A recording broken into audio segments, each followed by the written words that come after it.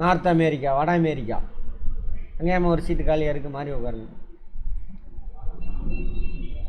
அதில் என்ன பார்த்தோம்? இயற்கை அமைப்பு பார்த்தோம். ஆமாவா? என்னென்ன? ராக்கி மலைத்தொடர், மத்திய சமவெளி, கிழக்கு உயர்நிலம், கடற்கரை சமவெளி. அவ்வளோதானே பார்த்தோம். இன்றைக்கி ஆறு ட்ரைனேஜ் சிஸ்டம். எங்கே உருவாகும்? ஆறு மலையில் உருவாகி பள்ளத்தை நோக்கி ஓடி கடலில் போய் சேரும். ஏன் பள்ளத்தை நோக்கி ஓடுது ஆறு? புவியீர்ப்பு விசை. பூமியில் புவியீர்ப்பு விசை எங்கே இருக்குது? மையத்தில் இருக்குது. அதோட மையத்தில் புவியீர்ப்பு விசை. அதை அடையிறதுக்காக போகுது. ஆனால் அதுக்கு மேலே போக முடியாது. அதனால தான் மண்ணில் கூட ஊறி போகும். கடின பாறை இருந்தால் அது கீழே இறங்க முடியாது. இறங்க முடிஞ்சால் ஆயிரம் ஊறி கோர் வரைக்கும் போயிடும் புவியீர்ப்பு விசை அதை நோக்கி. சரி, புரிஞ்சுக்கங்க. அதெல்லாம் ஆறுகள் அங்கே அதோட டோப்போகிராஃபியை நேற்று பார்த்தோம்ல, அதுலேருந்து பார்த்தா இங்கே உயரமாக இருக்கும். அப்படி எல்லாரும் எப்படி ஓடும்? இப்படி தான் ஓடும். நம்ம ஊரில் ஓடுற மாதிரியே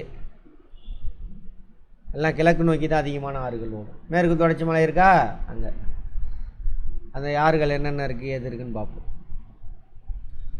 சில பனியாறுகளிலிருந்து உருவாகி இந்நிலப்பரப்பில் பயணிக்கிறது. பனியாறு எங்கே இருக்குது? பனி பிரதேசம் அங்கே மேற்கு தொடர்ச்சி மலை. மேற்கு தொடர்ச்சி மலை, ராக்கி மவுண்டைனு ப்ளஸ் இங்கேயும் இந்த ஏரியாவில் இந்த இடம்லாம் பனியாக தான் இருக்கும். குளிர் காலத்தில் ஃபுல்லாக பனியாக இருக்கும். அப்புறம் அலாஸ்கா பனியாறு.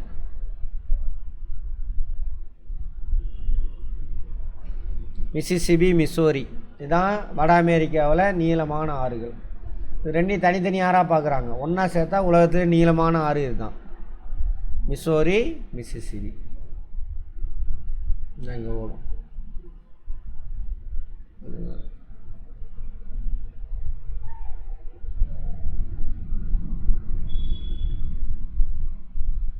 Mississippi, Missouri. ஓகேவா?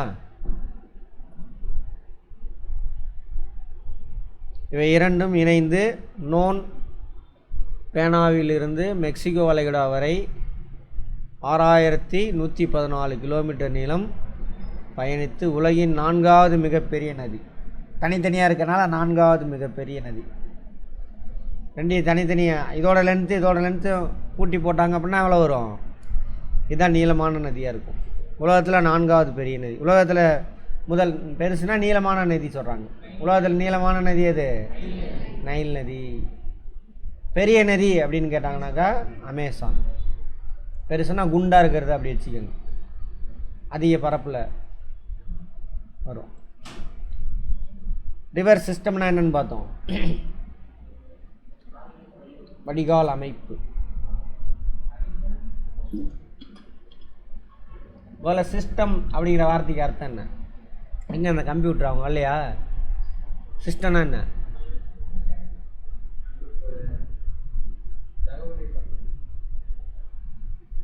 தகவல் தரதான்.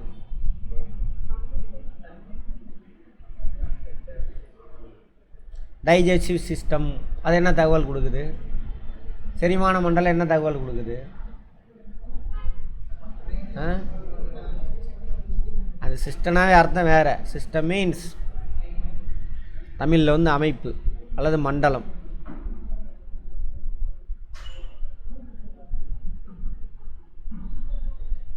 சிஸ்டம்னா ஒரு குறிப்பிட்ட வேலையை செய்வாங்க.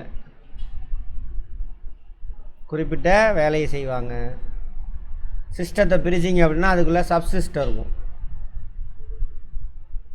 அவங்க எல்லாம் தனித்தனி வேலையை செய்வாங்க. சப்சிஸ்டம். இவங்க எல்லாரும் சேர்ந்து ஒரு வேலையை செய்வாங்க. அதான் சிஸ்டம். சரியா? நம்ம உடம்பு கூட பிரிக்கிறாங்களா சிஸ்டமா? ஆர்கானிசத்தை பிரிச்சுன்னா என்ன வரும்? Respiratory system, digestive system, circulatory system எல்லாம் இருக்கா? அது உள்ளே போனீங்கன்னா என்ன இருக்கும்? ஆர்கான்ஸ் இருக்கும். நிறைய ஆர்கான்ஸ் சேர்ந்தது தானே அது ஒரு சிஸ்டம். அது மாதிரி சிஸ்டம் அப்படின்னா நிறையா சப்சிஸ்டம் சேர்ந்தது தானே அது ஒரு சிஸ்டம். இவங்க எல்லாரும் சேர்ந்து ஒரு வேலையை செய்வாங்க. புரியுதா?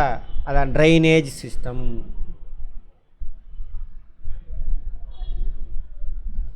மெயின் ஆறு இருக்கும், அதில் நிறைய ஆறு வந்து ஒன்று சேரும்.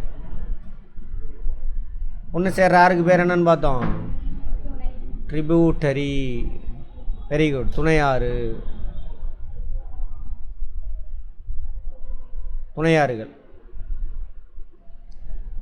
இது எங்கே வந்து சேரும்?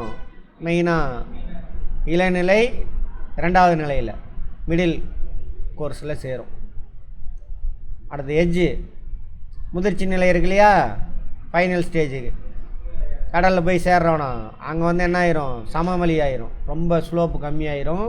ஸோ அங்கே நிறையா பக்கம் பிரிஞ்சு போவாங்க. மெயின் ரிவர்லேருந்து என்ன ஆகும்? பிரிஞ்சு போவாங்க. அதுக்கு பேர் என்னன்னு பார்த்தோம்? கிளையாறு, டிஸ்ட்ரிபியூட்டரிஸ். நல்லா புரிஞ்சுக்கணும் வார்த்தையை, டிஸ்ட்ரிபியூட்டரிஸ். இந்த வார்த்தையெல்லாம் புரிஞ்சு யூஸ் பண்ணணும். வெறும் வார்த்தையை மனப்பாடம் பண்ணக்கூடாது. அதாவது லைட்டாக திறந்துக்கணும்.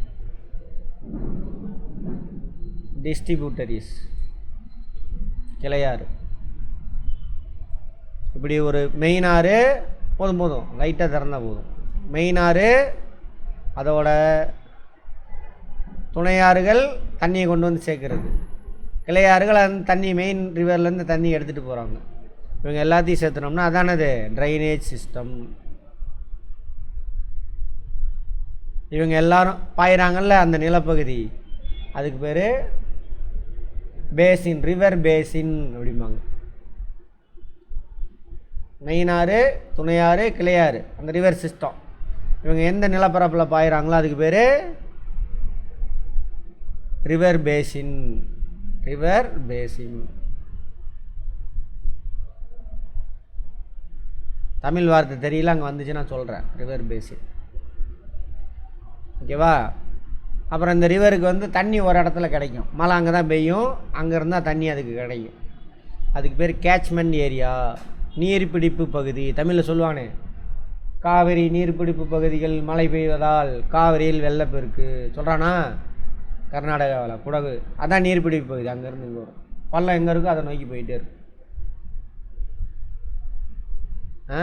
மெயினாக யூபிஎஸ்சி கேட்ச்மெண்ட் ஏரியா, வார்த்தையில் அர்த்தம் இருக்குது பாருங்கள். கேட்ச்மெண்ட் ஏரியா, நீர்பிடிப்பு பகுதி.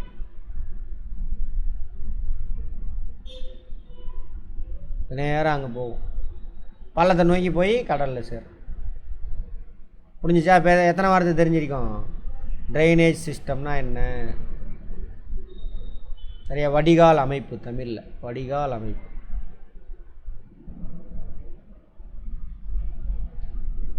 ஒரு மெயின் ரிவர், அதோட துணையாறுகள், கிளையாறுகள். காவேரி வந்து என்னது? காவேரி ஒரு ரிவர் சிஸ்டம். காவேரிக்கு நிறைய என்ன இருக்கும்? துணையாறுகள் இருக்கும். காவேரிக்கு இருக்கக்கூடிய ஏதாவது துணையாறு ஏதாவது தெரியுமாம்மா? பவானி, அமராவதி, நொய்யல், இதெல்லாம் வந்து நம்ம திருமணி முத்தாறு சேலத்தில் ஓடுறதுல அதுவும் துணையாறு தான்.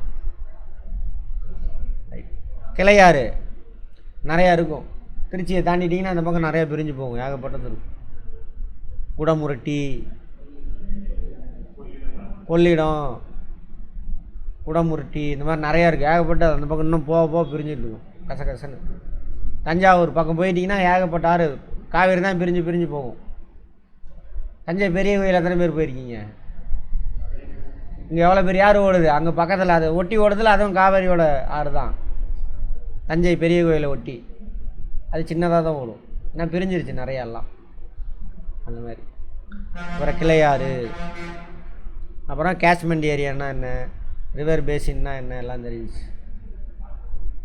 வாட்டர் டிவைடுன்னு ஒன்று வரும், அது வந்துச்சுன்னா சொல்கிறேன், எல்லாம் விட்டுடலாம். வாட்டர் டிவைட், நீர் பிரிமேடு, வாட்டர் டிவைட். வார்த்தையில் அர்த்தம் இருக்குது எல்லாமே. நீர் பிரிமேடு.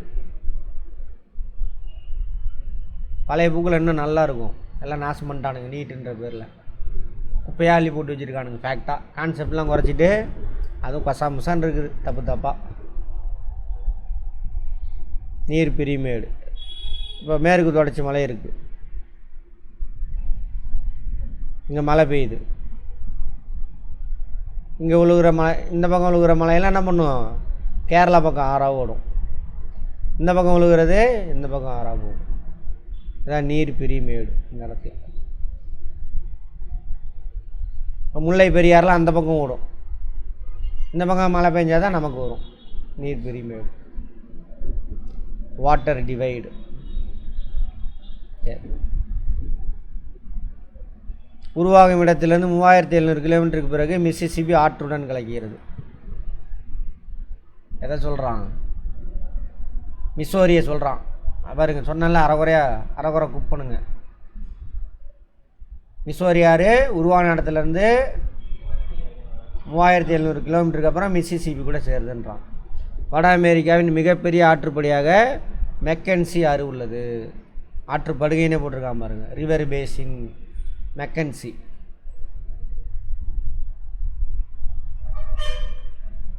மெக்கன்சி இந்த பக்கம் வரணும், எங்கேயாவது இருக்கும், அப்படியே பாருங்கள். புக்கு வச்சுருக்கீங்களா யாராவது? Missouri Mississippi.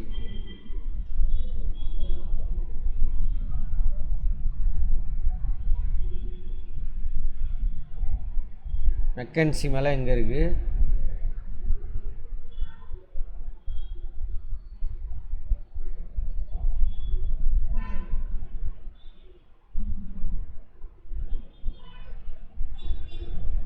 மெக்கன்லி.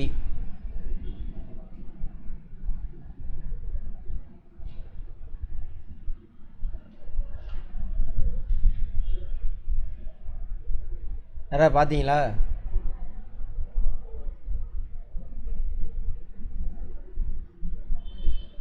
சரி, அது ஃபேக்டாக பார்த்துங்க, புக் எடுத்து பாருங்கள். அதை மெக்கன்சி கிரேட் ஸ்லேவ் ஏரியில் ஆரம்பித்து ஆர்டிக் பெருங்கடலில் கலக்கிறது. ஓ ரைட், வடக்கு நோக்கி போகுது, இங்கே இருக்கும்.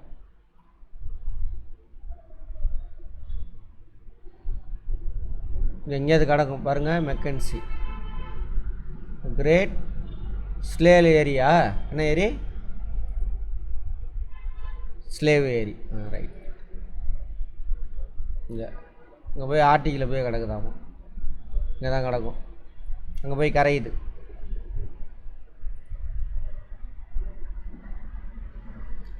ஒன்டாரியோ ஏரியில் தன் பயணத்தை துவங்கி வடகிழக்காக பயணித்து அட்லாண்டிக் பெருங்கடலில் கலக்கிறது புனித லாரன்ஸ் அட்லாண்டிக் பெருங்கடல். ஒன்டாரியோ 5 பெரிய ஏரின்னு சொல்லுவாங்க. இதெல்லாம் ஏரி, உலகத்திலே மிகப்பெரிய நன்னீர் ஏரி. சரியா? நன்னீர். இந்த 5 பெரிய ஏரி பாருங்க, இதுதான் பிரிக்குது. இந்த ஏரியோட அந்த பக்கம் வந்து கனடா, இந்த பக்கம் வந்து யூஎஸ்ஏ. ஒன்டாரியோ கடைசி ஏரி. லேக் சுப்பீரியர் தான் பெருசு, இந்த 5ல் 1 லேக் சுப்பீரியர். நயாகரா நீர்வீழ்ச்சி கேட்டிருக்கீங்களா, கேள்விப்பட்டிருக்கீங்களா? Niagara falls. இந்த 5 ஏரியில் ஒரு ஏரியிலேருந்து இன்னொரு ஏரிக்கு தண்ணி போகும். சரியா? அதுக்கு நடுவில் தான் அந்த நயாகரா ஃபால்ஸ் இருக்குது, இந்த 5 ஏரியில் ஒன்று. அப்புறம் ஒன்டாரியோவிலேருந்து என்ன ஆகுது, லாரன்ஸ் ஆறு இப்படி போகும். லாரன்ஸ் போய் அட்லாண்டிக் பெருங்கடலில் போய் கலக்குது. இங்கேருந்து போகக்கூடிய கப்பல்லாம் இருக்கு இல்லையா, நேராக இங்கே இறக்கி எடுத்துகிட்டு போக மாட்டான். அந்த லாரன்ஸ் கேனால் வரையான போயிடும், அந்த ஆறு வழியாக அப்படி உள்ள வரைக்கும் போயிடும் கப்பல்லாம். கப்பல் போகிற அளவுக்கு என்ன இருக்குது அந்த லாரன்ஸு, அந்த ஆறு அவ்வளோ பெருசு. அது புனித லாரன்ஸ் ஆறு. மேற்கு பீடபூமியில் ஓடும் கொலம்பியா ஆறும் அதன் கிளை ஆறுகளும் மிக ஆழமான பள்ளத்தாக்குகளை உருவாக்குகின்றன. கிராண்ட் கேனியான். கொலராடோ ஆறு பார்த்தோம்ல, கொலம்பியா ஆறும், அது கொலம்பியா இந்த இடத்துல வரும், மேற்கு பீடபூமியில்.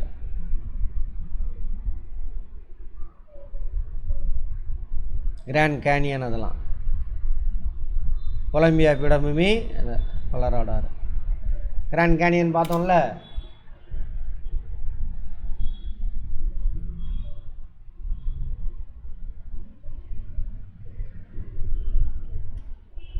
அது வித்தியாசமான ஒரு டோப்போகிராஃபி.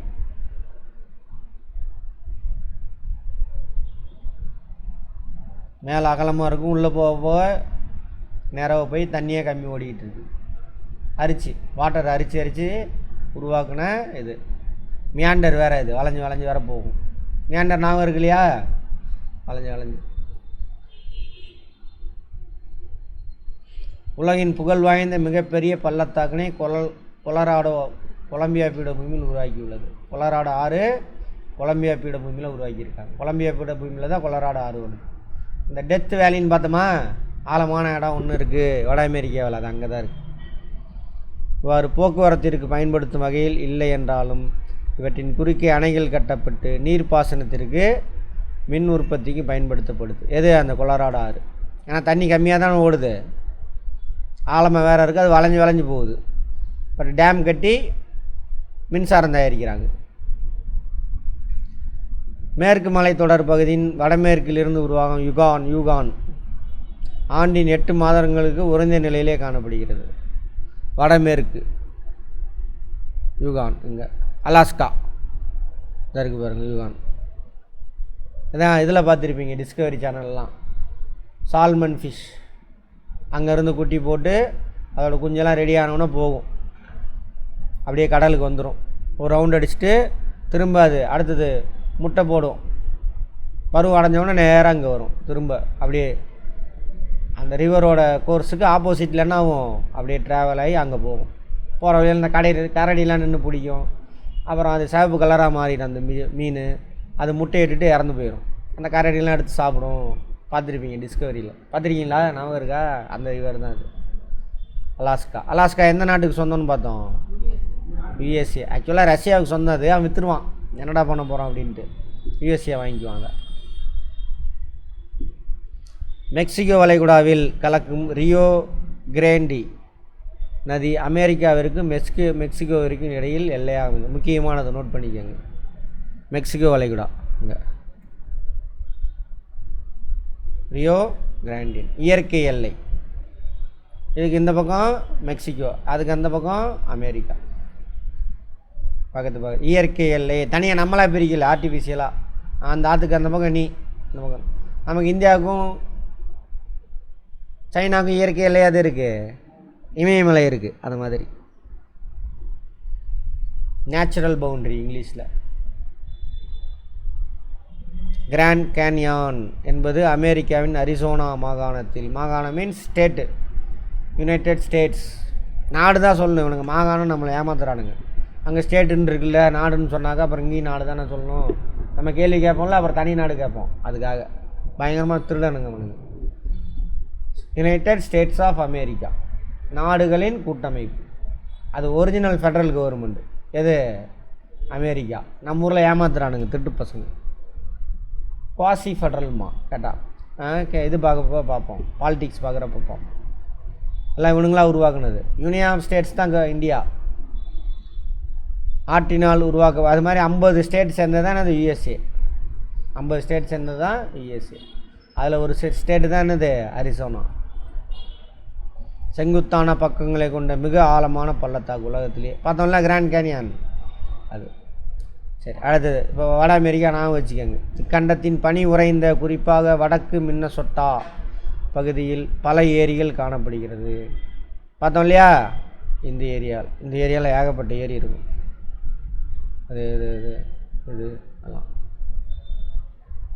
இவ்வேரிகள் மிகச்சிறியதாக இருப்பதால் பொழுதுபோக்கு அம்சங்களாக பயன்படுது.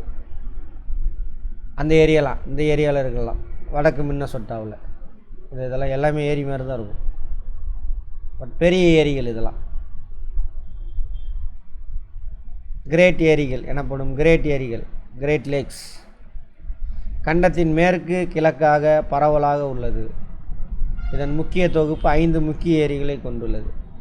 இதில் மிகப்பெரிய ஏரி சுப்பீரியர். உலகத்திலே மிகப்பெரிய நன்னீர் ஏரி சுப்பீரியர் ஏரி தான். 5 கிரேட் லேக்ஸ் எங்கே இருக்குதுன்னு கேட்பாங்க. இதெல்லாம் சுப்பீரியர் ஏரி, யூரான் ஏரி, மிச்சிகன் ஏரி, சம்திங் ஒண்டோரியோ, அதெல்லாம் மொத்தம் 5 ஏரி இருக்கும். இது இந்த ஏரியாவில் போக்குவரத்து, உள்நாட்டு போக்குவரத்துக்கு ரொம்ப முக்கியத்துவம் வாய்ந்தது. இந்த ஏரியை சுற்றி தான் நிறையா இரும்பு எக்கு, கார் தொழிற்சாலையெல்லாம் நிறையா இருக்குது இந்த ஏரியாவில். இந்த ஏரியை சுற்றிலும். அங்கே தயாரித்து கப்பலில் ஏற்றி கிரேட் லாரன்ஸ் ஆறு வழியாக வந்து இப்படி வந்துடும். இந்த ஏரியாவில் தான் அந்த டைட்டானிக் கப்பல் கூட மூழ்கிடும். ஏன்னு சொல்லுங்கள்?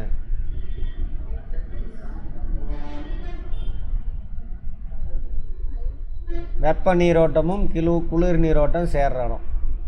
வார்ம் கரண்ட்டு கோல்டு கரண்ட் ரெண்டு சேர்ற இடம். கரெக்டாக? வார்ம் கரண்ட்டு கோல்டு கரண்ட்டு சேர்ற இடத்துல என்ன ஆகும்? இங்கே இந்த இடம் வார்ம் கரண்ட்லேருந்து நீராவி மேலே ஏறும். கோல்டு கரண்ட்லேருந்து இருக்கக்கூடிய கூலிங் என்ன பண்ணாத குளிர் வச்சு மேகமாக ஃபார்ம் பண்ணிடும், ஃபாகு மிஸ்ட்டு உருவாக்கிடும். அப்போ எதிரில் வர்றது தெரியாது. பனியில் பாறையில் மோதிச்சு, அது கடைசி. ஏன் மோதிச்சுன்னா அவனுக்கு தெரியாது, மிஸ்ட்டு மறைச்சிக்கிச்சு, அதனால தான் மோதிச்சு. சரியா? பார்த்தோமா? அதெல்லாம் அந்த கான்செப்ட்லாம் பார்த்தோம்ல. வேறு என்ன இருக்குது? வார்ம் கரண்ட்டும் கோல்டு கரண்ட்டும் ஜாயிண்ட் ஆகிற இடத்துல மீன் வளம் அதிகமாக இருக்கும். குட். கோல்டு கரண்டில் என்ன அதிகமாக இருக்கும்? நேற்று பார்த்தோமே. குளிர் நீரோட்டத்தில் என்ன அதிகமாக இருக்கும்?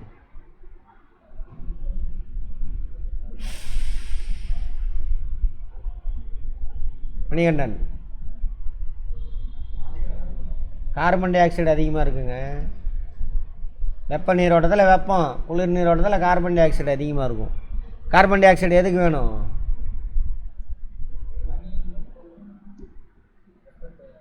வெப்பமா? ஃபோட்டோசிந்தசிஸ்ங்க நேற்று தாங்க பார்த்தோம். ஒளிச்சேர்க்கை கார்பன் டை ஆக்சைடு வேணுமா இல்லையா? அதுக்கு தேவை. இதில் வெப்பம் வந்துடுச்சு. தண்ணியில் தானே இருக்குது இது எல்லாமே.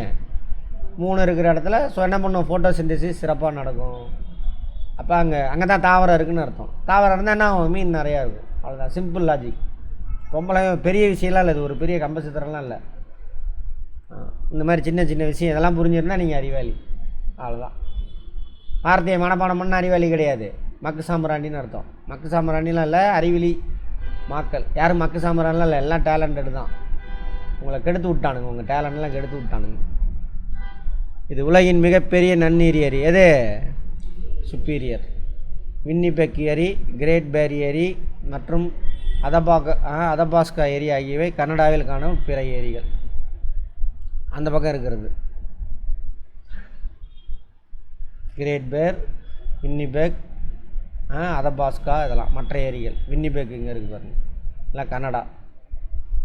இது ரெண்டுக்கும் பார்டரில் இருக்கும், கனடாவுக்கும் யுஎஸ்ஏக்கும். அந்த நயாகரா ஃபால்ஸில் இந்த கரை வந்துட்டு யுஎஸ்ஏ, அந்த கரை வந்து கனடா. நயாகரா எல்லாம் பார்த்துருப்பீங்கள. நயாகரா ஃபால்ஸ் மிசிசிபி ஆறு, பெரிய சேற்று ஆறுன்னு சொல்லுவாங்க மிசிசிபியை. இது மலைகளின் கீழே பாய்ந்து வரும் பொழுது மண்ணையும் சேற்றையும் தன்னோடு இழுத்து வருவதால் இதற்கு இப்பெயர் வழங்கப்பட்டது. ஆறு தானே, மலை உயரத்துலேருந்து வருது, உயரமான இடத்துலேருந்து என்ன பண்ணும்? சேறு சகதியில் அடிச்சுட்டு வந்துடும். அது இல்லாமல் மடிப்பு மலை தானே அது. எது? ராக்கி மவுண்டைன் மலை மடிப்பு மலை. மடிப்பு மலை என்ன இருக்கும்? செடிமெண்ட்ரி ராக்ஸ் தான் இருக்கும், இமயமலை மாதிரியே. அது கொண்டு வந்து பெரிய டெபாசிட் பண்ணி பெரிய டெல்டா ஃபார்ம் பண்ணியிருக்கு. இதோட என்ன முடிஞ்சிச்சு? ட்ரைனேஜ் சிஸ்டம் முடிஞ்சு, ஃபிசியோகிராஃபி முடிஞ்சிருச்சு. இயற்கை அமைப்பு, மலைத்தொடர், பீடபூமி எல்லாம் பார்த்துட்டோம். அடுத்தது ட்ரைனேஜ் சிஸ்டம் பார்த்துட்டோம். அடுத்து காலநிலை, கிளைமேட். கிளைமேட் எங்கே நடக்கும்? எங்கே இருக்கும்? அட்மாஸ்பியர். அடுத்தது பூமி மேலே இருக்கக்கூடிய வாயு படலம், அதில் இருக்கக்கூடிய வெப்பம், அந்த வாயு இயக்கத்தில் இருக்கா இல்லையா, ஈரப்பதம் இருக்கா இல்லையா, அதெல்லாம் படிச்சுன்னா தானே இது காலநிலை, கிளைமேட். அதில் அமெரிக்காவோட காலநிலையை பார்க்க போகிறோம். அமெரிக்கா எங்கே இருக்குதுன்னு பார்த்தாவே நீங்களே சொல்லிடுவீங்க அதோட காலநிலையை. ஆமாவா? இது வரைக்கும் என்னது? வெப்பமண்டலம், கொஞ்சம் துணை அயன மண்டலம். அது மேலே போயின்னா மிதவெப்ப மண்டலம். இதுவுமே மிதவெப்ப மண்டலம் தான், பட்டு வெப்பமண்டலத்தை ஒட்டி இருக்கனால துணை வெப்பமண்டலம் இங்கிலீஷில். இது டிராபிக்கல், சப்ட்ராபிக்கல், இது டெம்பரேட். கிளைமேட் அப்படியே ஃபிக்ஸ் பண்ணிக்க வேண்டியது, வேலை முடிஞ்சு போச்சு. இங்கெல்லாம் வந்துட்டு பசுமை மாறா காடுகள் இருக்கும் இந்த ஏரியாவெல்லாம். இதை போயிட்டீங்க அப்படின்னா இங்கே பாலைவனம் இருக்கும் கட்டாயம். அப்புறம் அங்கே போனால் மித மண்டல புல்வெளி இருக்கும். மித மண்டல புல்வெளி கரெக்டாக இங்கே ஊசி இலை காடுகள் இருக்கும். இங்கே பார்த்தோம்ல அதே செட்டப்பு. அங்கே போனால் துந்துரா பார்க்கலாமா? அச்சக்கோடுகளின் அடிப்படையில் வெப்பமண்டலம் முதல் துந்துரா வரைக்கும் இருக்கு. மனப்பாடம் பண்ணக்கூடாது. ஆசியாவை போலவே பல தரப்பட்ட காலநிலைகள் காணப்படுது. நம்மளது மாதிரி கிளைமேட் இங்கிலீஷில் வெதர் கிடையாது. இப்போ நம்ம சேலம் எப்படி இருக்குது என்னென்னு சொல்லுவீங்க? வெதர் சூப்பராக இருக்கா கிளைமேட் சூப்பராக இருக்கா அப்படிங்களா? வெதர்னு தான் சொல்லணும், கிளைமேட் சொல்லக்கூடாது. இப்போது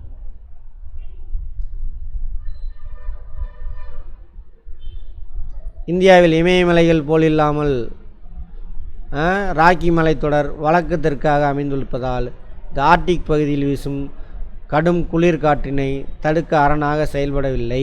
பார்த்துருப்போம் இந்தியாவில் இமயமலை இருக்குது.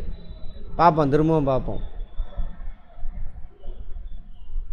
இங்கேருந்து வீசக்கூடிய குளிர் காலத்தில் இங்கேருந்து வீசக்கூடிய குளிர் காற்றை தடுக்குது. அதுமாதிரி அங்கே தடுக்கலைன்றான். சேம் அதே இதானே லேட்டிடியூடு தானே, இங்கேருந்து வீசும் தடுக்கலை. அப்போ எல்லாம் ஃபுல்லாக பனி படர்ந்து ஒரு மாதிரி இருக்கும். குளிர் காலத்தில் பயங்கரமாக ஸ்னோஃபால் இருக்கும் அமெரிக்காவில். அது வடக்கு அமெரிக்காலாம் இருக்குல்ல, அமெரிக்கா வரைக்குமே இருக்கும் ஸ்னோஃபால். ஐரோப்பாவிலையும் இருக்கும், அங்கேயும் இருக்கும். டைப்ஸ் ஆஃப் ப்ரிசிபிடேஷன் பார்த்தோமா, அதை வச்சு கம்பேர் பண்ணிக்கோங்க, அதை லிங்க் பண்ணிக்கணும். மத்திய சமவெளிகளில் ஊடுருவும் குளிர்காற்றினால் வட அமெரிக்காவில் நீண்ட கடுங்குளிர்காலமும் குறுகிய வெப்பமான கோடை காலமும் காணப்படுகிறது. யாருனால? இங்கேருந்து வீசக்கூடியது. கேட்பான், ஸ்டேட்மெண்ட்டில் கேட்பான், பார்த்துக்கோங்க. மத்திய சமவெளி இருக்கு இல்லையா, அங்கே வட அமெரிக்கா நீண்ட கடும் குளிர், குறுகிய கோடை காலம், ஷார்ட் சம்மர் லாங் வின்டர். அதான் ஆன்சர். சூறாவளி புயல்னால் இங்கு நம்ம ஊர் மாதிரியே இப்போ கூட ரீசெண்டாக நடந்திருக்குமே சைக்ளோன். இங்கே அடிக்கிற மாதிரி அதை அங்கேயே அடிச்சு தூக்கும் சைக்ளோன்.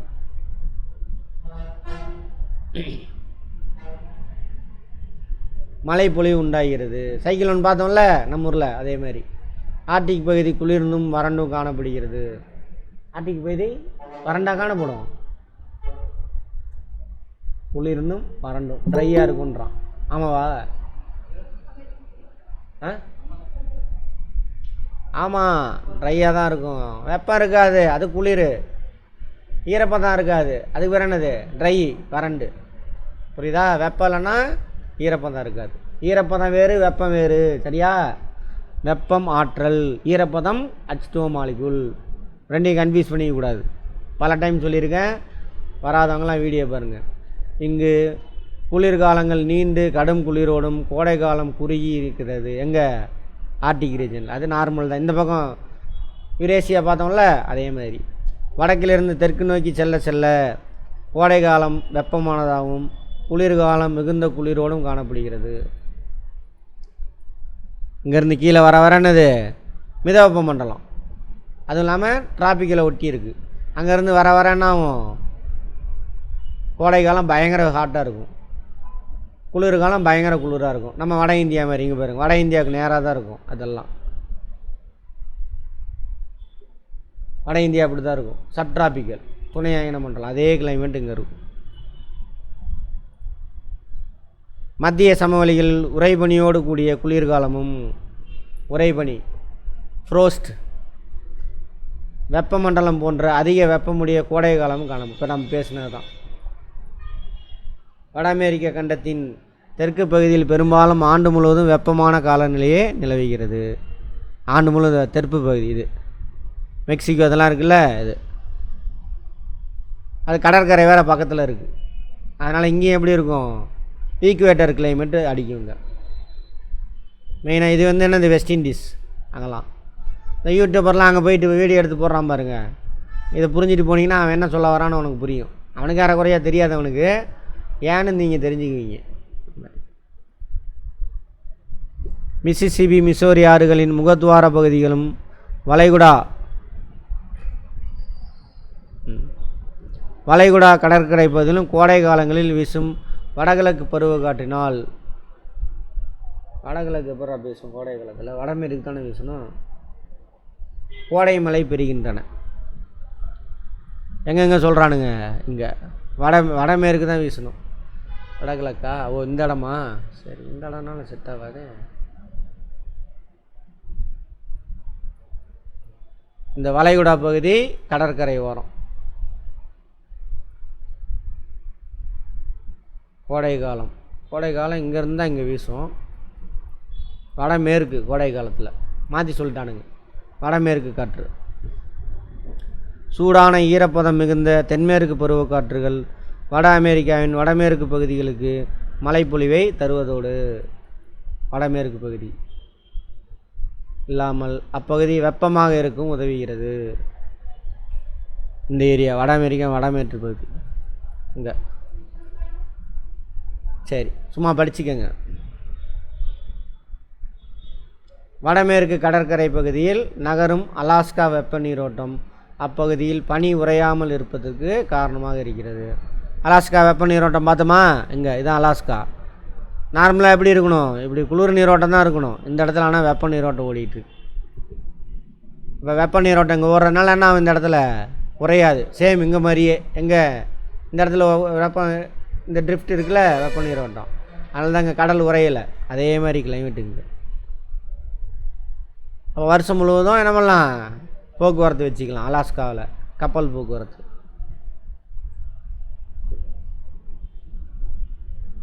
கலிஃபோர்னியாவில் ஈரப்பதம் மிக்க குளிர்காலம், வறண்ட கோடை காலம் உள்ளடக்கிய மத்திய தரைக்கடல் காலநிலை கலிஃபோர்னியா மாகாணத்தில். இந்த இடத்துல இங்கே தானே மத்திய தரைக்கடல். சேம் இதே கிளைமேட்டு இங்கே இருக்கும் கலிஃபோர்னியாவில். இங்கே அங்கே பார்த்தோம்ல, அதை அப்படியே ஃபிட் பண்ணுங்கள், புரிஞ்சுக்க ட்ரை பண்ணுங்கள். மேற்கத்திய காற்றுகள் அல்லது எதிர் வர்த்தக காற்று வெஸ்டர்லீஸ் எங்கேருந்து எங்கே வீசும்? துணை அயன மேற்கத்திய காற்று துணை துருவ உயரழுத்த மண்டலத்திலிருந்து துணை அயன தாழழுத்த மண்டலத்தை நோக்கி வீசும். துணை துருவ உயரழுத்த மண்டலம், சரியா? துணை அயன தாழழுத்த மண்டலம். இது தப்பாக சொல்லிட்டேனா? ஆமாம், தப்பாக சொல்லிட்டேன். துணை அயன உயரழுத்த மண்டலம் இது. இங்கே தானே மேலேருந்து வளிமண்டலம் கீழே இறங்கும். துணை துருவ தாழழுத்த மண்டலம். ஸோ இங்கேருந்து இப்படி வீசும் மேற்கத்திய காற்றுகள் வெஸ்டர்லீஸ். ஞாபகம் இருக்கா? அந்த ஃபஸ்ட்டு பேசிக் கிளாஸ்லாம் வராதவங்களும் சுத்தமாக புரியாது. வந்தவங்களுக்கு ஓ அப்படின்னு தோணும். ரிவிஷன் பண்ணவங்களுக்கு தான் ஸ்ட்ராங் ஆகும் நாலேஜ். இது ரெண்டும் வராமல் ரிவிஷன் பண்ணலாம் கஷ்டம். இது ஒன்றுமே இல்லை, மனப்பாடம்லாம் பண்ண தேவையில்லை. 30 டிகிரி முதல் 60 டிகிரி வரையிலான மத்திய அச்சங்கள் பகுதியில் மேற்கிலிருந்து கிழக்காக வீசும் நிலையான காற்றுக்கு பிளானிட்டரி விண்ட்ஸ், ப்ரிவைலிங் விண்ட்ஸ், நிலையான காற்று. அல்லது இன்னொரு பேர் என்னது? கோள் காற்று, பிளானிட்டரி விண்ட்ஸ். நமக்கு இருக்கா? இது வந்து பார்ப்போம் இருங்க. 8 கிளைமேட் இருக்குது வட அமெரிக்காவில். 8 கிளைமேட். எக்கோ சிஸ்டத்தில் கிளைமேட் என்னது? ரொம்ப கிளைமேட் தான் தீர்மானிக்குதாங்க இந்த எக்கோ சிஸ்டத்தையே. என்ன மாதிரி மரம் இருக்கணும், என்ன மாதிரி விலங்கு இருக்கணும், தாவரங்கள் என்ன மாதிரி இருக்கணும். மனிதனுடைய பொருளாதார நடவடிக்கை தீர்மானிக்கிறது அது கிளைமேட்டு தான். கிளைமேட்டுக்கு தகுந்த மாதிரி தான் என்ன இருக்கும்? தகவமைப்பு, தாவரத்தோட ஸ்ட்ரக்சர்லேருந்து விலங்குகளோட அமைப்பு எல்லாமே யார் டிசைட் பண்ணுவா? காலநிலை தான் தீர்மானிக்கும். நம்ம ட்ரெஸ்ஸு கூட நம்ம காலநிலைக்கு தகுந்த மாதிரி தான் யூஸ் பண்ணணும். ஆனால் நம்ம இந்தியாவில் அப்படி இல்லை. ஆனால் நம்மளாம் முட்டாளாக வளர்த்துருக்கானுங்க, அறிவு வரக்கூடாதுன்னே வளர்த்துருக்கானுங்க, வேறு ஒன்றுமே இல்லை. இயற்கை தாவரங்கள் இப்போல்லாம் கிளைமேட்லாம் பார்த்துட்டோம்ல, சொல்லாமல் இயற்கை தாவரம். இங்கெல்லாம் பசுமை மரக்காடு இருக்கும், ஓகேவா? இங்கே பாலைவன தாவரம் இருக்கும். இங்கே பாலைவனத்தை ஒட்டி இங்கே என்ன இருக்கும்? Mediterranean climate. இங்கே பாலைவனமாக மெடிட்ரேனியன் கிளைமேட்டாக அதே இது. என்ன மாதிரி தாவரம் இருக்கும்? சிட்ரஸ் அந்த மாதிரி. அப்புறம் இங்கே வந்துட்டு புல்வெளி, இங்கெல்லாம் புல்வெளி. இங்கே விட்டுறணும், இங்கெல்லாம் மழை பொழிவு நல்லாயிருக்கும், மரங்கள் நல்லாயிருக்கும். இங்கெல்லாம் புல்வெளி, மிதவெப்ப மண்டல புல்வெளி. இங்கே என்ன பார்த்தோமோ அதே தான். ஆடு மாடு வளர்க்குறது இதெல்லாம் சிறப்பாக இருக்கும். கோதுமை பயிர் செய்வான், பார்லி பயிர் செய்வான், எல்லாம் நடக்கும். அப்புறம் அங்கே போனீங்கன்னா என்ன இருக்கும்? ஊசி இலை காடுகள்.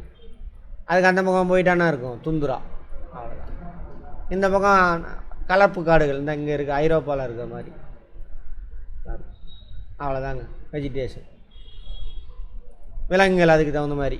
வட அமெரிக்கா மாறுபட்ட விரிவான வனப்பகுதியை கொண்டுள்ளது. மொத்த நிலப்பரப்பு சுமார் 30% பரப்பு காடுகளால் நிறைந்துள்ளது. மரம் வெட்டும் தொழில் இங்கு சிறப்பாக நடைபெற்று வருகிறது வட அமெரிக்காவில். ஏன்? மிதவெப்ப மண்டலத்தில் எப்படி இருக்கும்? மரங்கள்லாம் ஒரே மாதிரியான மிருதுவான மரங்கள் இருக்கும். மரம்லாம் கேப் விட்டு விட்டு இருக்கும். வெப்பமண்டலத்தில் மரங்கள்லாம் எப்படி இருக்கும்? நெருக்கமாக இருக்கும். உயரமான மரம் இருக்கும், அப்புறம் குட்டையான மரம், கீழே கூட இடம் இருக்காது, கேப் இருக்காது. போய் கொடி கிடியெல்லாம் படர்ந்துருக்கும். இப்போ காட்டுக்குள்ளே என்ன பண்ண முடியாது? போக முடியாது. அப்போ போய் மரம் வெட்டு தொழில் அங்கே சிறப்பாக இருக்காது. எங்கே? வெப்பமண்டலத்தில். மிதவெப்ப மண்டலத்தில் தான் மரம் வெட்டு தொழில் சிறப்பாக இருக்கும். உயரமான மரங்கள்லாம் வெப்பமண்டலத்தில் இருக்கும். அதேமாதிரி நிறையா மூலிகை மருந்துலாம் வெப்பமண்டலத்தில் இருக்கும். பட் மரம் வெட்டும் தொழில் இங்கே சிறப்பாக இருக்காது. எங்கே தான் இருக்கும்? மிதவெப்ப மண்டலம், டெம்பரேட் ரீஜனில் அதான் சொல்கிறாங்க. குறிப்பாக கனடா, வட அமெரிக்காவில் மரக்கட்டை, மரப்பலகை, மரக்கூழ், டிம்பரு, ப்ளைவுட்டு, பல்ப்பு. டிம்பர்னால் மரத்தை அப்படியே வெட்டி எடுத்துகிட்டு வருது. மரப்பலகைன்னா தெரியல, ப்ளைவுட்டு சீட்டாக வெட்டி அதை ஒட்டி கொண்டு வருவானுங்க. மரக்கூழ் எதுக்கு பார்த்தோம்? பேப்பர் தயாரிக்க, காகிதம் ஆகியவற்றை பெருமளவில் உற்பத்தி செய்து. யார்? கனடா. உலகத்திலே இவனுங்க தான் அதிகம். மரக்கட்டை உற்பத்தி உலகின் மொத்த உற்பத்தியில் சுமார் 20% வட அமெரிக்காவில் தான் இருக்குது. வட அமெரிக்கனா கனடாவும் யுஎஸ்ஏயும் சேர்த்து. பல்வேறு அட்சரேகைகள், உயர வேறுபாடுகள். கடல் மட்டத்தில் வேரி ஆகுதா உயரம்? பார்த்தீங்கன்னா தெரியும். சமவெளி அப்படியே உயரம் மாறுது. கடல் மட்டத்தில் உயரம் மாற என்ன மாறும்? வெப்பநிலை குறையும். அதெல்லாம் அப்போ டிஃப்ரெண்ட்டான கிளைமேட். மழைப்பொழிவின் மாற்றம் ஆகிய வட அமெரிக்காவின் இயற்கை தாவரத்தில் உள்ள பல்வேறு வேறுபாடுகளுக்கு முதன்மை காரணம். கொஸ்டினில் கேட்பான் ஒரு இடத்துல. அந்த முதன்மை, அதாவது அந்த வெஜிடேஷன், ஃப்ளோரா, இயற்கை தாவரம். ஒரு இடத்துல இயற்கை தாவரத்தை தீர்மானிக்கக்கூடிய காரணிகள் எது? கிளைமேட்டு தான் ஃபஸ்ட்டு. கிளைமேட்டில் எது வரும்? வெப்பநிலை, மழைப்பொழிவு. வெப்பநிலை தான் எல்லாத்தையும் தீர்மானிக்கும். மண், நிலத்தோற்றம், சரிவாக இருக்கா, மேடாக இருக்கா, உயரமாக இருக்குதா, அதெல்லாம். இதெல்லாம் ஒவ்வொன்றும் ஒவ்வொரு வெஜிடேஷன். இது பாலைவனம், இது வெப்பமண்டல இலையுதிர் காடுகள், இது பசுமை மாறா காடுகள். சரி, இது வந்து புல்வெளி பாலைவனன்ட்டேன். அது மாதிரி இதில் புல்வெளி எதுவும் கலந்த மாதிரி இருக்கும். மரங்கள், ஊசி இலை மரங்கள் எல்லாம் இருக்கும். இதுதான் பாலைவனம். இது வந்துட்டு கலிஃபோர்னியா, அந்த மத்திய தரைக்கடல் காலநிலை இருக்குல்ல, அதுக்கு மேலே போயிட்டிங்கன்னா துந்துரா. வேளாண்மைக்கு அப்புறம் போவோம். இதை வச்சே வேளாண்மை சொல்லிடலாம். நீங்கள் இந்த டேபிளை பார்த்துட்டு போகலாம்.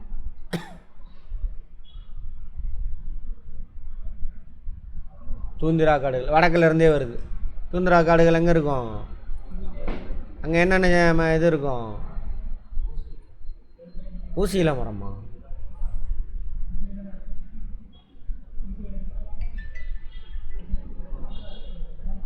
லிச்சன்ஸ் மோசஸ் தான் இருக்கும். இங்கே காடுகளாக போட்டிருக்கு. காடுகளா? பாசி. அதான் இருக்கும். மிஞ்சி போனால் மரம் இருக்கும், எங்கேயாவது 1-2 இருக்கும், நிறையாலாம் இருக்காது. குட்டையாக அந்த மரம் மாரின்னு வில்லோ மரங்கள் அங்கே மட்டும். பனி படர்ந்த ஏரியாவா? ஷார்ட் சம்மர் இருக்கும்.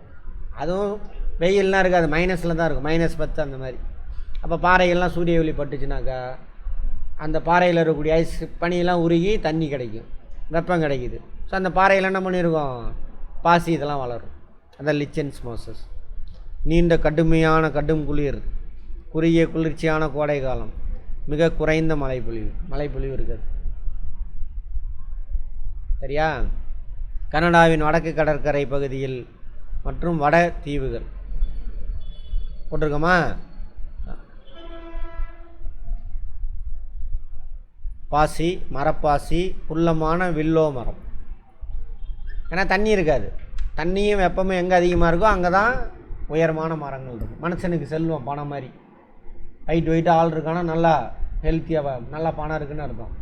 அது மாதிரி தாவரங்களுக்கு எது பணம், வெப்பமும் தண்ணியும். இது ரெண்டும் அதிகமாக இருந்தால் அங்கே உயரமான, அதான் எங்கள் வெப்பமண்டல காடுகள் இருக்குல்ல அங்கே. ஆர்டிக் நிறைய அங்கே இருக்கக்கூடியது. கலைமான், கஸ்தூரி எருது, பனிக்கரடி, வால்வரின் சாபில், நீல நரி, அதெல்லாம் இருக்கும். அதுக்கு தகுந்த மாதிரியா அவங்களுடைய தகவமைப்பு இருக்கும். டைக்கா ஊசி இலை காடுகள், அதை ஒட்டிங்கலாம் ஊசி இலை காடுகள். இந்த உயரமான மலை தொடர்லையும் இருக்கும், ராக்கி மவுண்டன்லையும் இருக்கும். குளிரான குளிர்காலம், வெப்பமான குறுகிய கோடை காலம். குளிர்காலத்தில் மிக அதிகமான பனிப்பொழிவு இருக்கும். குளிர்காலத்தில் ஸ்னோஃபால். தென் மத்திய அலாஸ்கா மற்றும் வடகிழக்கு கனடா. இந்த இடம் கனடா, இந்த பகுதி இதை ஒட்டி. சரியா? அடுத்தது பைன், ஃபின், தேவதாரு, புரூசஸ் மரங்கள், ஊசி இலை மரங்கள்.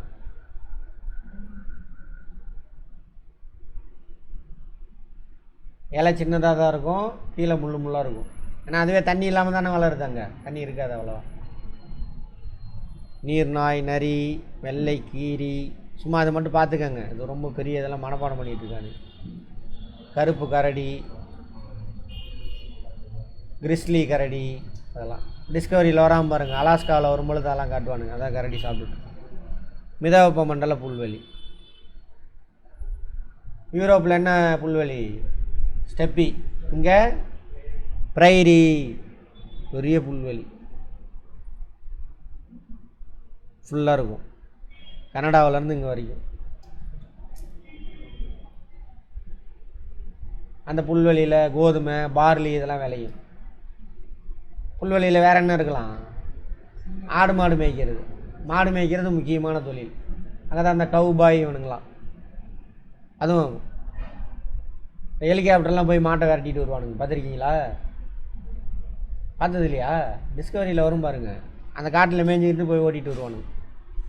அப்புறம் பண்ணை, இங்கே மாதிரியே மாற்றானில் பார்த்தோம்ல இங்கே, அதே மாதிரி இங்கே பெரிய பண்ணை வச்சு தீவனங்கள்லாம் வளர்த்து ஒரு இடத்துல அடைச்சி வச்சுருப்பான்.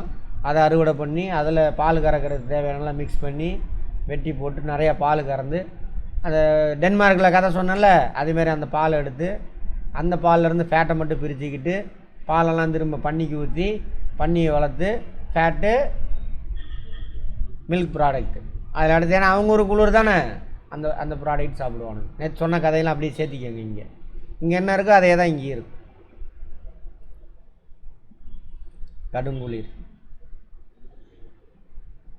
கடும் குளிர்காலம், வெப்பமான குறுகிய கோடை. ஏன் கடும் குளிர்காலமாக இருக்குது இங்கே வரைக்குமே?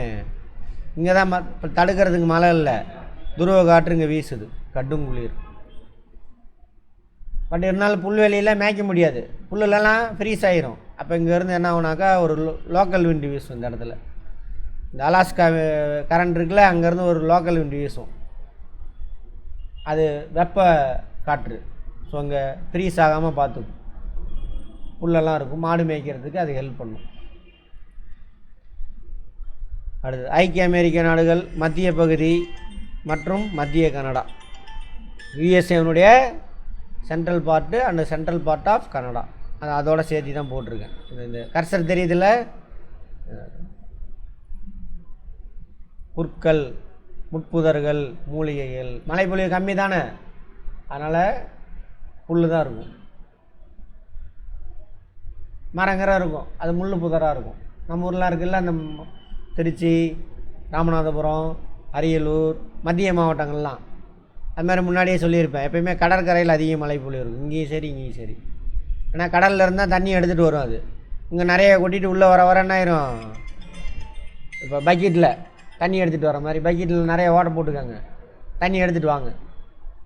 ஃபஸ்ட்டு கரைக்கு வந்தோன்னே அந்த ஏரியாவில் நிறையா கொட்டிடும், உள்ளே வர வர என்ன ஆயிரும், சும்மா கொஞ்சமாக கொட்டும். அதே கதை தான் மழை பொழிவு.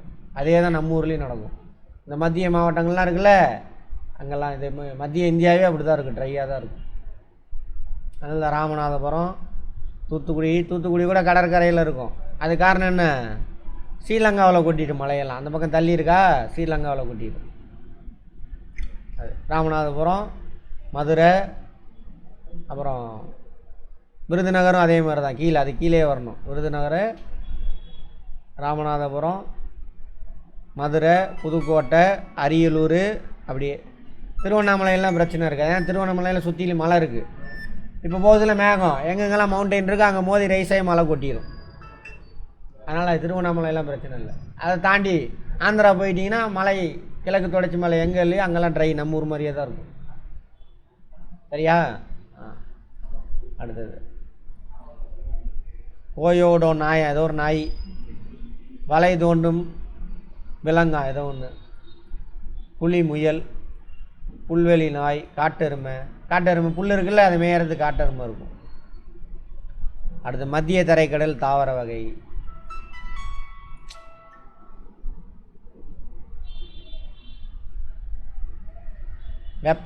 வெப்பமான வறண்ட கோடை காலம், குளிர்ந்த ஈரப்பதமான குளிர்காலம்.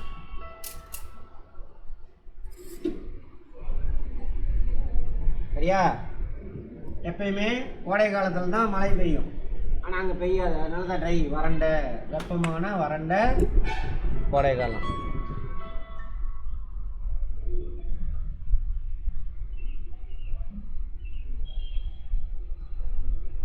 மேற்கு கடற்கரை எல்லை மற்றும் தெற்கு கலிஃபோர்னியா, இந்த ஏரியா.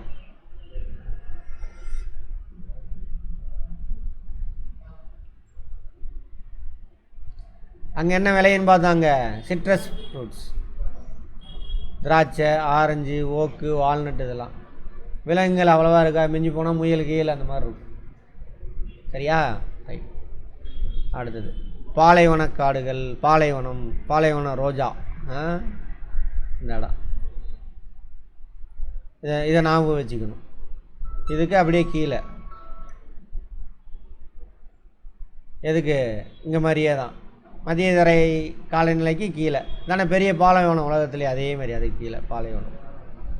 பாலைவனத்தில் எப்படி இருக்கும், தாவரங்கள், முட்புதர்கள், தசைப்பற்றுள்ள தாவரங்கள் அதான் இருக்கும். ஆழமான வேர் இருக்கும்.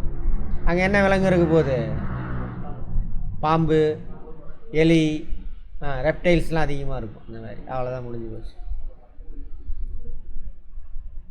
குளிர்காலம் மற்றும் வெப்பமான கோடை காலம், மிகவும் குறைந்த மழைப்பொழிவு. பார்த்துட்டு இருக்கோம் டெசர்ட். அங்கே தெற்கு அமெரிக்கா மற்றும் மெக்சிகோ பாலைவனத்தின் வடக்கு பகுதிகள், இங்கே இந்த ஏரியா. ஓகேவா? இங்கே சேம். இங்கே பாருங்கள், இந்த பாலைவனத்துக்கு ஈக்குவலாக தான் இருக்கும். அது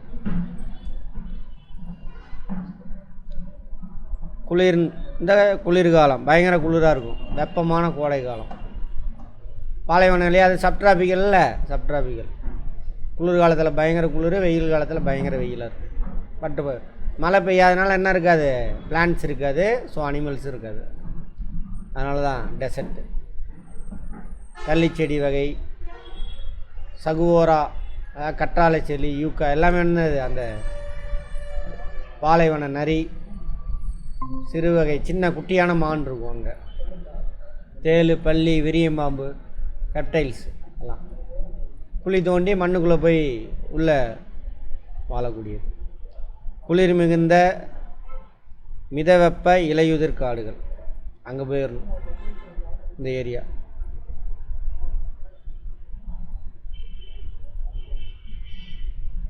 வெப்பமான கோடைக்காலம் மற்றும் மிதமான குளிர்காலம். ஃப்ளோரிடா வளைகுடா கடற்கரை. தென்கிழக்கு அமெரிக்கா. இங்கேயா? இந்த பக்கம் இருக்குது. சரி, ஃப்ளோரிடா மாகாணம் இந்த ஏரியாவில். இந்த ஏரியா இது ஃப்ளோரிடா. இது கிடையாது, அது வேறு, அது முன்னாடி வந்திருக்கும். ஓக்கு, நெட்டிலிங்கம், சைப்ரஸ், இதெல்லாம் நரி, அணில், மான், கீரிப்பிள்ளை அதெல்லாம் இருக்காம. சும்மா பார்த்துக்கோங்க. வெப்பமண்டல மலைக்காடுகள், எவர்கிரீன் ஃபாரஸ்ட். தென் மெக்சிகோ, மத்திய அமெரிக்கா, மேற்கிந்திய தீவுகள். இதெல்லாம் மத்திய அமெரிக்கா, மேற்கிந்திய தீவுகள். தெற்கு மெக்சிகோ வருஷம் ஃபுல்லாக மழை பெய்யும், பக்கத்தில் கடற்கரை இருக்கனால. அது வெப்பம் அதிகமாக இருக்குமா. பனைமரம், அமெரிக்கா சாய வகை மரங்களாமா, மகோனி, ரப்பர், கொக்கோ, குரங்கு, பாம்பு. அடர்ந்த காடுகளா. ஸோ மரத்தில் வாழக்கூடிய குரங்கு, ரெப்டைல்ஸ், பாம்பு அதெல்லாம் அங்கே இருக்கும். நம்ம கேரளாவில் இருக்குல்ல, பாம்பெல்லாம் அதிகமாக இருக்கும், குரங்கு அதெல்லாம். மலைக்காடுகள் மேலே இந்தலாம் வரக்கூடாது.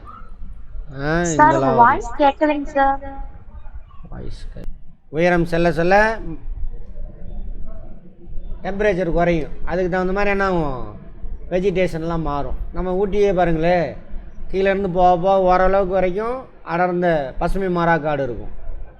மேலே போயிட்டீங்கன்னா, உச்சிக்கு போயிட்டீங்கன்னா ஊசி இலை காடு இருக்கும். ராக்கி மலை தொடர் முழுவதும் இந்த மாதிரி ஊசி இலை மர வகைகள். ரொம்ப உயரத்துலாம் பாசி அதெல்லாம் இருக்கும், மரப்பாசி இதெல்லாம். லிச்சன்ஸ், மோசஸ், மானு, கரடி இதெல்லாம் அந்த குளிர் பிரதேசத்தில் இருக்கு இல்லையா, அங்கே இருக்கும். யாக், கீரிப்பிள்ளை. கீரியே இவ்வளோ பெருசு இருக்கா, வர மான் சைஸுக்கு இருக்குது. விரியம்பாம்பு இதெல்லாம் வந்துட்டு பாலைவனத்தில். கஸ்தூரி ஏறுது இன்னும் கொஞ்சம் கீழே, வெப்பமண்டலம் அந்த ஏரியாவில் இந்த மாதிரி இருக்குது. வேளாண்மை. வேளாண்மைன்னு என்னங்க? முதல்நிலை தொழில் நிறையா இருக்குது. நான் வேளாண்மைன்னு என்னன்னு கேட்குறேன்.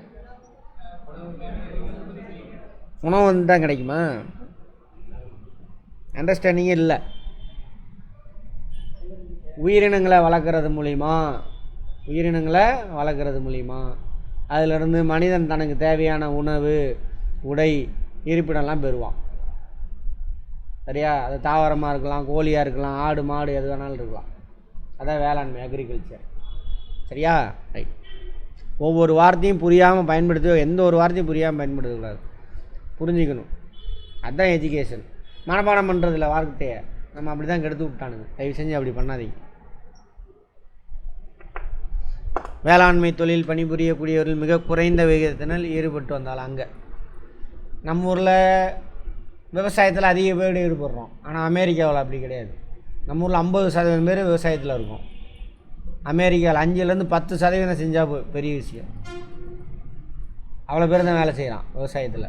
அதான் என்ன ஆகுது, பெரிய பெரிய டிராக்டரு, அறுவடை இயந்திரம், ஃப்ளைட்டில் போயிட்டு விதை தூவுறது, தண்ணி பாய்ச்சிறது ஃப்ளைட்டில், அதெல்லாம் நடக்குது. நம்ம ஊரில் பெரிய விவசாயி அப்படின்னா எவ்வளோடா ஏக்கர் வச்சுருக்க அப்படின்னா, ஒரு 50 ஏக்கர் வச்சா பெருசாக 50 ஏக்கர் வச்சுருக்க முடியுமா, அது பெரிய விஷயம்.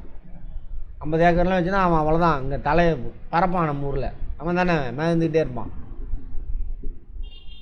அங்கே போயிட்டு பெரிய விவசாயி, சிறிய விவசாயிட்ட எவ்வளோடா ஏக்கர் வச்சுருக்கேன்னா, நான் என் ஊரில் 500 ஏக்கர் வச்சுருக்கேங்கம்மா சாதாரணமாக. அந்த மாதிரி அங்கே ஏன்னா நிலம் அதிகமாக இருக்குது. அதே மாதிரி பெரிய பரந்த ஏரியாவில் விவசாயம் செய்வாங்க. அப்போ பெரிய ஏரியாவில் 1000 ஏக்கர் 2000 ஏக்கர்லாம் வச்சுருப்பான் ஒருத்தன். வேலை செய்கிறது 1000 ஏக்கர் 2000 ஏக்கருக்கு 10 பேர் வேலை செய்வான். 10 பேர் பண்ண முடியுமா சார்னா எல்லாம் மெஷினு. அப்படியே கோதுமை போட்டிருப்பானுங்க, மெஷின் அப்படியே போகும். கோதுமை அறுவடை பண்ணி இன்னொரு பக்கம் டிராக்டர் பக்கத்துலேயே போகும். எல்லாம் சுத்தம் பண்ணி கித்தம் பண்ணி இதில் கொட்டிக்கிட்டே வரும். அப்புறம் நிறுத்திடுவான். அப்புறம் திரும்ப அடுத்த டிராக்டர் வரும், அது கொட்டி ரப்புவான். இந்த மாதிரி பெரிய அளவில் நடத்துவாங்க.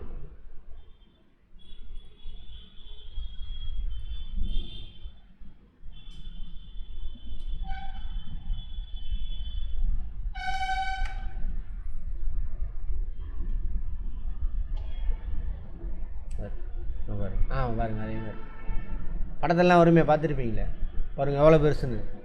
அதுமாரி கோதுமை இருக்குல்ல, மிதவெப்ப மண்டல புல்வெளியில் இருக்கும். குளிர் காலத்தில் தான் பயிர் செய்வாங்க, வெயில் காலத்தில் அறுவடை பண்ணுவாங்க. தூரில் தண்ணிலாம் நிற்க வேணாம், மேடு பள்ளமான நேரத்தில் பயிர் செய்யலாம். அதெல்லாம் நம்ம ஊரில் அந்த பருப்பு சிறுதானியெல்லாம் இருக்குல்ல, மேட்டாங்காடுன்னு சொல்லுவாங்க, ட்ரை லேண்ட், புன்சை அப்படிம்பாங்க, எல்லாம் ஒரே பேர் தான். அதுமாதிரி புன்சையிலே பயிர் செய்வாங்க. தண்ணி தூரில் சும்மா ஈரமாக இருந்தால் போதும். இதெல்லாம் ஒருத்தனோட லேண்ட். அங்கே பாருங்கள், கண்ணு கட்டின தூரம் இருக்கும்.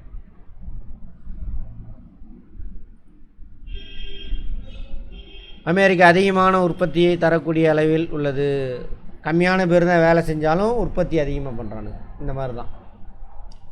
அதுக்கு பேர் என்ன சொல்லுவாங்க, பிளான்டேஷன் சொல்லக்கூடாது. சரி, வரும் பார்ப்போம். விரிவான எக்ஸ்டென்சிவ் அக்ரிகல்ச்சர் முறை அமெரிக்காவிலும் கனடாவிலும் கடைபிடிக்கப்படுகிறது. அதான் 1000 ஏக்கர் 2000 ஏக்கர் ஒருத்தனுக்கு இருக்கும். கோதுமை உற்பத்தியில் கனடாவும் அமெரிக்காவும் உலகில் முக்கிய ஏற்றுமதியாளர்கள். அவன் நாட்டுக்கு போக நம்ம நாட்டுக்கு, எல்லா நாட்டுக்கும் ஏற்றுமதி பண்ணுறானுங்க. அப்போ தான் நாடு சுதந்திரம் அடைஞ்சப்போ உணவு தானியெல்லாம் பற்றாக்குறை இந்தியாவுக்கு. நமக்கு அவங்களுடைய சட்டத்தை மாற்றி நம்ம கோதுமை சப்ளை பண்ணியிருப்பானுங்க. அப்போ தான் நம்ம தென்னிந்தியர்கள்லாம் கோதுமை திங்க பழக்கி விட்டானுங்க. இங்கே டெய்லியும் எத்தனை பேர் கோதுமை சாப்பிட்றீங்க? சப்பாத்தி நல்லது சார். அன்றைக்கி கிராமத்துக்கு போயிருந்தேன். அங்கே போனால் குட்டி குழந்த டெய்லியும் நான் 3 நாள் இருந்தேன், 3 நாளும் சப்பாத்தின்னா. என்னடா 3 நாள் சப்பாத்தி, இதெல்லாம் திங்கக்கூடாதுன்னா யார் சொன்னது? அது ரொம்ப நல்லதுன்றான் இத்துலூண்டு பையன். அந்த மாதிரி பழக்கப்படுத்திட்டான்னு. ஏன்னா சினிமாவில் ஹீரோயின்லாம் என்ன பண்ணுறாங்க, சோறு சாப்பிட்ற மாதிரியே சீன் வராது பாருங்கள். ப்ரெட்டு, சப்பாத்தி, காபி சாப்பிட்றது, இதே மாதிரி தான் சீன் வரும். அதை பார்த்துட்டு ஒரு நல்லதுன்னு நினச்சிக்கிறாங்க. நம்ம ஊரில் அதெல்லாம் திங்கக்கூடாது. அது டெய்லியும் திங்கக்கூடாது, என்றைக்கே டேஸ்ட்டுக்கு திங்கிறது அது வேறு. சூடு நம்ம கிளைமேட் செட் ஆகாது பாருங்கள். அந்த மாதிரி என்ன பண்ணுறாங்க, ஏற்றுமதி உலகத்திலே கோதுமை ஏற்றுமதியில் இவனுக்கு நம்பர் 1 கனடாவும் அமெரிக்காவும். அப்படி தான் நமக்குலாம் ஏற்றுமதி பண்ணானுங்க.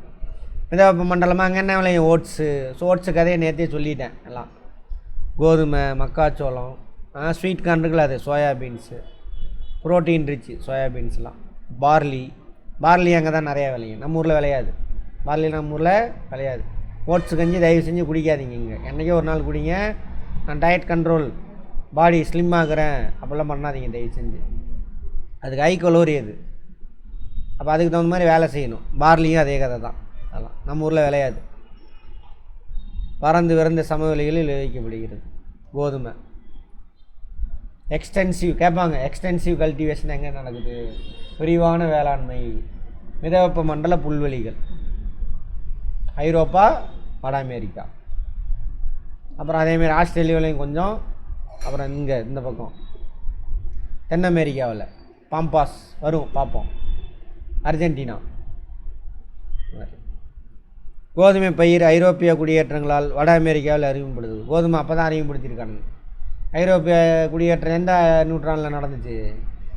15ஆம் நூற்றாண்டு. 15ஆம் நூற்றாண்டு நேத்தானே பார்த்தோம். அப்போ தான் போய் அங்கே பூர்வகுடி மக்கள்லாம் காலி பண்ணி அடித்து பிடிச்சி இவனுங்க வந்துட்டு அங்கே குடியேறானுங்க. வட அமெரிக்காவில் பிரைரி. ஐரோப்பாவில் என்ன புல்வெளி? மிதவெப்ப மண்டல புல்வெளி, ஸ்டெப்பி. இங்கே பிரைரி. அடுத்தது வெப்பமண்டலம். ஆப்பிரிக்காவில் என்ன புல்வெளி பார்த்தோம்? சவான புல்வெளி. பார்ப்போம். இன்னும் ஆப்பிரிக்கா பார்க்கல தானே, பார்த்துட்டோமா? வரும், அடுத்த நாளைக்கு பார்ப்போம். கோதுமை பெருமளவில் விளைவிக்கப்படுகிறது. உலகில் முதல் கோதுமை ஏற்றுமதியாளராக வட அமெரிக்கா விளங்குது. நோட் பண்ணிக்கோங்க. கோதுமை விளையும் பெரும் பரப்புகளை கோதுமை பகுதி, வீட் ஃபீல்டு அப்படின்றானுங்க. நான் சொன்னல மத்திய சமவெளி பகுதி ஃபுல்லாகவே வீட்டு தான். இதுலேருந்து இது வரைக்கும் பெரிய ஏரியா ஃபுல்லாக. அதனால தான் அவன் தேவைக்கு போய் ஏற்றுமதி பண்ணுறானுங்க. அவன் ஏற்றுமதி பண்ணோன்னே எதாவது பண்ணோன்னே என்ன பண்ணுவானுங்க, அப்படியே காய் நகர்த்துவானுங்க. பயங்கரமான கிரிமினல்ஸ். இப்போ உக்ரைன் போர்லாம் கூட இவனுங்க தான் காரணம். உக்ரைனு, இஸ்ரேல் போர் எல்லாமே இந்த திருட்டு பசங்க தான் காரணம். அவனுக்கு ஏதோ காரியம் சாதிக்கணும், அதுக்காக அந்த வேலையெல்லாம் பண்ணுவானுங்க. சோளம், கான் நினைக்கிறேன், கான் தானே, மெய்ஸ் கூட சொல்லுவாங்க இன்னொரு பேர், ஸ்வீட் கார்ன்.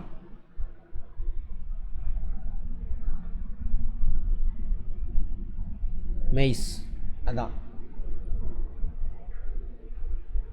வட அமெரிக்கான் பூர்வீக மக்களின் முக்கிய உணவு பயிர் சோளம், மெய்ஸ். மெக்சிகோவின் முக்கிய உணவு பயிரும் இது தான், சோளம்தான். அதில் புரோட்டீன் எல்லாமே இருக்கும், எல்லா பயிரில் எல்லாமே இருக்கும், கார்போஹைட்ரேட்டு, புரோட்டீன், மினரல், விட்டமின் இதெல்லாம்.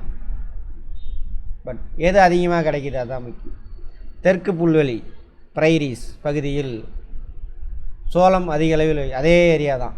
அந்த புல்வெளியில் இந்த பகுதியில் அதிகமாக சோளம் விளைவிக்கிறாங்க. இங்கே ஃபுல்லாக கோதுமை. உலகின் மொத்த சோள உற்பத்தியில் பாதிக்கு மேல் வட அமெரிக்காவில் உற்பத்தி ஆகுது. அப்படியே இப்போ சோள உற்பத்தியில் அவன் தான் நம்பர் 1. பார்லி அண்ட் ஓட்ஸ் வெப்பமண்டல பயிர், மிதவெப்ப மண்டல பயிர். சரியா, அங்கே தான் விளையாது, ஹை கலோரி அது. அந்த ஓட்ஸ் எல்லாம் வந்து அவங்க ஊர் குதிரை மாடெல்லாம் வளர்க்குறானுங்களே அதுக்கு போடுற சாப்பாடு அது. நம்ம ஊர் டாக்டருங்களை ஏமாற்றி டயட்டுக்கு நல்லது சாப்பிடுங்கன்னு பரப்பி விட்டானுங்க, அவனுங்க பரப்பி விட்டு அதான் சாப்பிட்டு. அப்புறம் சாக்கோஸில் இதில் தான் செய்வானுங்கன்னு நினைக்கிறேன். அதெல்லாம் சாப்பிடவே கூடாது. அதனால தான் சின்ன குழந்தைங்களாம் கேன்சர் வருது, சுகர் வந்துடுது, ஹார்ட் அட்டாக்கில் செத்து போயிடுறான், 23 வயசில் செத்து போயிடுறான். என்னடானா இதுதான். இவை அதிகமான குளிரை எதிர்கொண்டு பார்த்திங்கன்னா அதிகமான குளிரை எதிர்கொள்ளும். அப்போ அந்த பயிர் வந்து என்னது, பார்லிங்கிறது ஓட்ஸுங்கிறது என்னது, அதோட குட்டி. அந்த புல் அதோட குட்டிக்காக அந்த உணவை சேமித்து வைக்குது. அப்போ அந்த உணவு எதை பேலன்ஸ் பண்ணுற மாதிரி இருக்கும், அந்த கிளைமேட்டுக்கு தகுந்த மாதிரி தான் அதோட உணவு இருக்கும். அப்போ கடும் குளிர், அப்போ கடும் குளிரை பேலன்ஸ் பண்ணுற மாதிரி உணவு தான் அதில் சேர்த்து வைக்கும். அதில் அங்கேருந்து பிடிக்கிட்டு வந்து நம்ம வெப்பமண்டலத்தில் தின்னா என்ன ஆகும், அவ்வளோதான். அதான் நடக்குது. எல்லாம் அந்த டாக்டருங்கெலாம் ஒரு பக்கம் அதுக்கு உடந்த குறைவான நீர் தேவையில் வளரக்கூடியவை பார்த்திங்களா, அதே மாதிரி தான். அடுத்து ஐக்கிய அமெரிக்க நாடுகளில் பார்லி விளைவிக்கப்படுகிறது. யுஎஸ்ஏவில் மின்னசோட்டா, வட டக்கோட்டா, அந்த இது சொன்னாலும் 50 நாடுகள், ஸ்டேட்ஸு, மாகாணங்கள். அதில் ஒன்று மின்னசோட்டா, வட டக்கோட்டா, வாஷிங்டன், இங்கெல்லாம் நிறைய விளைவிக்குது. அங்கே பாருங்கள், விலங்குகளுக்கு பார்லியும் ஓட்ஸும் உணவாக வழங்கப்படுகிறது. நம்மளும் விலங்கு தானே, இந்தியர்களும். அதான் விற்று டாக்டரை வச்சு விற்றுக்கிட்டு இருக்கானுங்க. இங்கே கேட்டால் உடம்பு குறைக்கிறதுக்கு, சுகரை குறைக்கிறதுன்றான். சுகர் இருக்கிறோம் சுத்தமாக அதை சாப்பிடக்கூடாது. நம்ம ஊரில், அவங்க ஊரில் திங்கலாம். பருத்தி வெப்பமண்டலம், துணை வெப்பமண்டலம், டிராபிக்கல், சப் டிராபிக்கலில் விளையும். மிஞ்சி போனால் இந்த ஏரியாவில் விளைவிக்கலாம், இந்த இடத்துல இந்த ஏரியாவில் தான். அதுக்கு மேலாம் விளைவிக்க முடியாது, குளிர் மண்டலத்தில் விளைவிக்க முடியாது. இந்த வட அமெரிக்கன் தெற்கு மேற்கு மாகாணங்களில் பருத்தி விளைவிக்கிறது. மேலும் டெக்சாஸ், கலிஃபோர்னியா, மிசிசிபி, தெற்கு புல்வெளி, மெக்சிகோவில் அதிகமாக விளையும். நான் கோடு போட்ட ஏரியா தான் அதெல்லாம். இதுதான் டெக்சாஸு. இந்த இடத்துல வரும் டெக்சாஸ், இது வரும் இங்கே வரும் கலிஃபோர்னியா இங்கே. அப்புறம் இது மிசிசிபியோட தெற்கு பகுதி, அப்புறம் மெக்சிகோ. அதெல்லாம் மேப்பை பார்க்கும்பொழுது என்ன பண்ணும், முழுசும் மனசில் வச்சுட்டு பாருங்கள். இந்த இடத்த கர்சர் மட்டும் பார்த்தீங்கன்னா மனசில் நிற்காது. மழையுடன் கூடிய வெப்பமான கோடை காலம், வளமான மண் ஆகியவை பருத்தி விளைவதற்கு ஏற்ற சூழல். வெப்பம் இருக்கணும், மழை பொழிவு இருக்கணும். இப்போ கோடை காலமாக இப்போ பயிர் செய்வாங்க. குளிர் காலத்தில் பயிர் செய்ய முடியாது, அங்கே பயங்கர குளிராக இருக்கும். இங்கே இந்த ஏரியாலாம் கோடை காலம் எப்படி வட இந்தியாவில் கோடை காலம் வருதில்ல, அதே டைமில் இங்கே கோடை காலம் பயங்கர வெயில், மழை பொழிவு இருக்கும். அந்த டைமில் பயிர் செய்வாங்க. இப்போ சைக்ளோன்லாம் அட்டாக் ஆகும் பாருங்கள் அமெரிக்காவில். சைக்ளோன் நம்ம ஊரில் மாதிரி இப்போ ரீசெண்டாக அட்டாக் ஆகிருக்கும். கரும்பு இதுவும் அதே ஏரியா. இப்போ நம்ம பார்த்தோம்ல பருத்தி ஏரியா, அந்த ஏரியா மட்டும்தான். அதுக்கு மேலெலாம் விளையாது. இது வெப்பமண்டலம், துணை வெப்பமண்டலம், டிராபிக்கல், சப் டிராபிக்கல், அங்கே மட்டும்தான் விளையும். அதுக்கு மேலெலாம் கரும்பு விளையாது. சரியா. அதே இந்த யூரோப்பியன் கண்ட்ரிஸ், ரஷ்யா, கிருஷ்யா அங்கெல்லாம் பார்த்தீங்கன்னாக்கா பீட்ரூட்லேருந்து சர்க்கரை எடுப்பாங்க. பீட்ரூட் இருக்குல்ல, அதிலேருந்து சர்க்கரை, அது சர்க்கரை வெளி கிழங்கு, அதிலேருந்து எடுப்பாங்க சுகர். அடுத்தது கதை மாதிரி கேளுங்க, படிக்காதீங்க தயவு செஞ்சு. மெக்சிகோ வளைகுடா பகுதியிலும் மத்திய அமெரிக்காவின் சில பகுதிகளிலும் மேற்கிந்திய தீவுகள் கரும்பு விளைவிக்கப்படுகிறது. அங்கே தான் கியூபா இருக்குது. மத்திய அமெரிக்கா, வளைகுடா பகுதி, மேற்கிந்திய தீவுகள். மேற்கிந்திய தீவில் தான் யார் இருக்கா, கியூபா. உலகின் சர்க்கரை கிண்ணம் அப்படின்னு சொல்லுவாங்க. கியூபா என்னது, நிறைய ஒருத்தர் சட்டையெல்லாம் மாட்டிட்டு சுற்றிட்டு இருப்பாங்களே, சேகுவாரே, அப்புறம் பிடல் காஸ்ட்ரோ, அங்கே தான். சரி, மேற்கு இந்திய தீவுகள் முக்கிய பணப்பயிராக கரும்பு. மேற்கு இந்திய வெஸ்ட் இண்டீஸ். ஏன் மேற்கு இந்திய தீவுன்னு பேர் வச்சாலும் நம்ம பெயர் காரணம் கூட சொல்லியிருப்பேன். நேற்று எங்கேயாவது சொல்லியிருப்பேன் பாருங்கள். உலகின் சர்க்கரை கிண்ணம் அந்த மேற்கு இந்திய தீவுகளில் ஒன்று தான் இது கியூபா. போய் மேப் எடுத்து பாருங்கள் அந்த ஏரியாவில் என்னென்ன தீவுலாம் இருக்குது அப்படின்னு சொல்லிட்டு. சர்க்கரை ஏற்றுமதியாளர் அவர் தான். இந்த இதுதான் மேற்கு இந்திய தீவு. அதில் கியூபா, அதான் கியூபா. அமெரிக்கா கண்ணிலே வரல, இவ்வளோ பெரிய நாட்டிலே வரல விட்டு ஆட்டினானுங்க. Socialist country. ரஷ்யா அவனுக்கு சப்போர்ட் பண்ணுறான், அதான் காரணம். சோயாபீன்ஸில் என்ன அதிகமாக கிடைக்கும்? Protein rich soybeans. இந்த சோயாபீன்ஸுடைய கழிவு தான் எது? அந்த ப்ரோட்டீன்லாம் சக் பண்ணி எடுத்து மிச்சம் உள்ளது தான் இது பன்னீரா? மீன் மேக்கர். சோளம் விளையும் அதே பகுதியில் சோயாபீன்ஸ் விளையும். சமையல் எண்ணெய் தயாரிக்க கூட சோயாபீன்ஸ் யூஸ் ஆகுதாமா. உருளைக்கிழங்கு மற்றும் சர்க்கரைவள்ளி கிழங்கு குளிர் பிரதேசத்தில் தான் இது விளையும். அங்கே உள்ள தான் இதை நிறையா சாப்பிட்ணும். ஏன்? குளிர் பிரதேசம் பாடி டெம்பரேச்சர் இழந்துக்கிட்டே இருக்கும், ஏதாவது சாப்பிட்டுக்கிட்டே இருக்கணும். அதான் சர்க்கரைவள்ளி கிழங்கு. பிரைரி அதே சமவெளி பகுதி. டக்கோட்டா, மின்னசோட்டா இதெல்லாம் வந்துட்டு அந்த மாகாணங்கள். பிரைரி மத்திய சமவெளியில் தான் இதெல்லாம் நடக்குது, உற்பத்தி செய்யப்படுகிறது. சர்க்கரைவள்ளி கிழங்கு சர்க்கரை தயாரிக்க பயன்படுகிறது. உருளைக்கிழங்கும் சர்க்கரைவள்ளி கிழங்கும் கால்நடை பன்றிகளுக்கு உணவாகும். ஏன்னா ஹை கார்போஹைட்ரேட். பன்றி என்னது? ஃபேட் அதிகம். பன்றிக்கு ஃபேட் அதிகமாக வரணும்னா என்ன பண்ணணும்? கார்போஹைட்ரேட் அதிகமாக போகணும். கார்போஹைட்ரேட் தான் என்ன விலங்குகளில் ஃபேட்டாக சேமித்து வைக்கப்படும். ரைட். பயாலஜி. பழங்கள். டெக்சாஸ், கலிஃபோர்னியானா புரியுதா? கலிஃபோர்னியானா இது மத்திய தரைக்கடல் காலநிலை. அங்கே என்ன இருக்கும்? அந்த சிட்ரஸ் ஃப்ரூட்ஸ் அதெல்லாம்.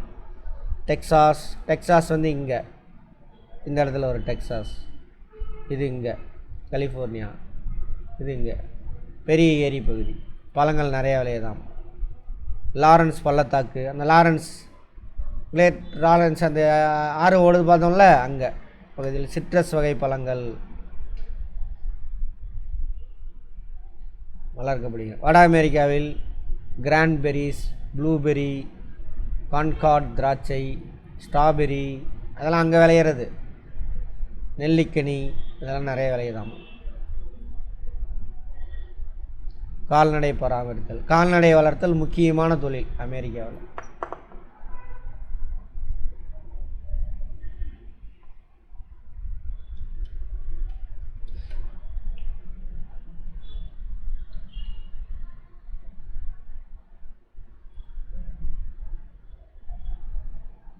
அங்கே தான் இருக்குது. மேய்ச்சிட்டு போய் கட்டி விட்ருவானுங்க பெரிய ஏரியாவில்.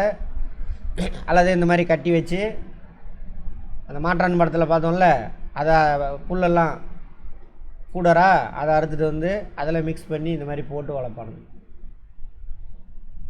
கவ்பாய்ஸ்.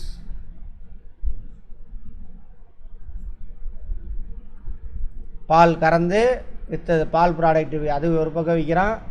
வயசாகிடுச்சுன்னா என்ன பண்ணுவான்? வெட்டி பீஃபு. வட அமெரிக்காவின் தென்மேற்கில் உள்ள பிரைரி வறண்ட பகுதியில் கால்நடை பராமரித்தல் வர்த்தக ரீதியில் செயல்படுகிறது.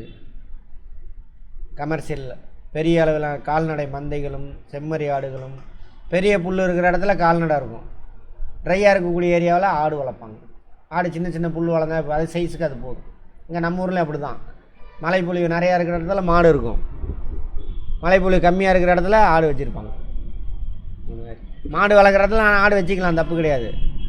ஆனால் ஆடு வளர்க்குற இடத்துல மாடு இவ்வளோலாம் வளர்க்க முடியாது. ஆனால் அதுக்கு பத்தாது, தீவனம் பத்தாது. அப்போ நீ என்ன வளர்க்கணும் என்ன சாப்பிட்ணும் டிசைட் பண்ணுறது யார்? கிளைமேட்டு தான். அதை மீறி நம்ம போயிட்டுருக்கோம். இப்போது அதான் பிரச்சனையே, எல்லா நோய்க்கு காரணம். மிகப்பெரிய பண்ணைகள் வைத்து பராமரிக்கப்படுகிறது.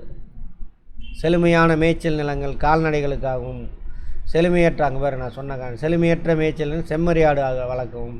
செம்மறி ஆட்டிலேருந்து வேறு என்ன கிடைக்கும்? ரோமம், உள்ளன். வட அமெரிக்கா உலகின் மொத்த கறி உற்பத்தியில் 4/1 மீட்டு. டோட்டலாக ஆட்டுக்கறி, மாட்டுக்கறி, பன்னிக்கறி எல்லாம் சேர்த்து உலகின் அதிகமான உற்பத்தியாளர் என்ற மதிப்பினை பெறுகிறது. கேட்டுக்கோங்க, வட அமெரிக்கா தான் மீட்டு உற்பத்தியில், கறி உற்பத்தியில் நம்பர் 1. பால் பண்ணை பராமரிப்பு, அதான் மாடு வளர்த்தா அங்கே பால் கறக்கு போகுது.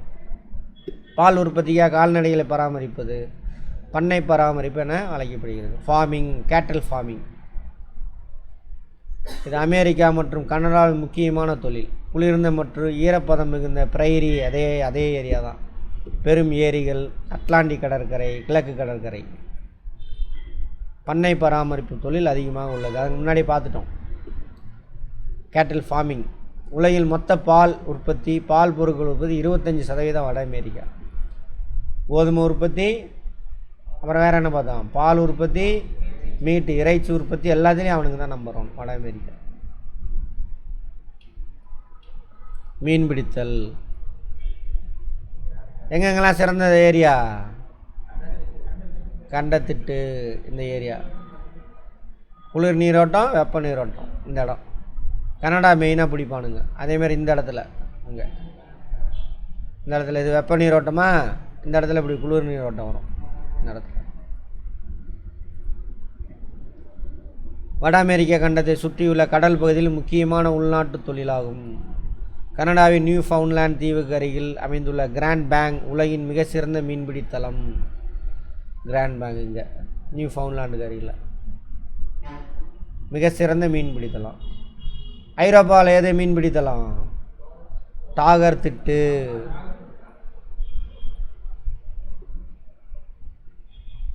இங்கே கல்ஃப் வெப்ப நீரோட்டமும். எது கல்ஃப் வெப்ப நீரோட்டம்? இங்கேருந்து போகிறது அலாஸ்காவா? இதுதான் கல்ஃப், மெக்சிகன் கல்ஃப். அது இப்படி போகும் வெப்ப நீரோட்டம். இங்கேருந்து வருது குளிர் நீரோட்டம். லேப்ராடரா ஏதோ ஒரு குளிர் நீரோட்டம். லேப்ராடர் குளிர் நீரோட்டம் சந்தித்து கொள்வதால் மீன்கள் வளர்வதற்கு ஏற்ற சூழ்நிலை உருவாகிறது. மீன்களுக்கு உணவாக பிளாங்டன், நுண்ணுயிரி, அதான் பிளாங்டன் வாங்க. அதில் 2 இருக்குது, பைட்டோ பிளாங்டன், பிளாங்டன். பைட்டோ பிளாங்டன்னா அதில் பச்சையும் இருக்கும், ஓகேவா?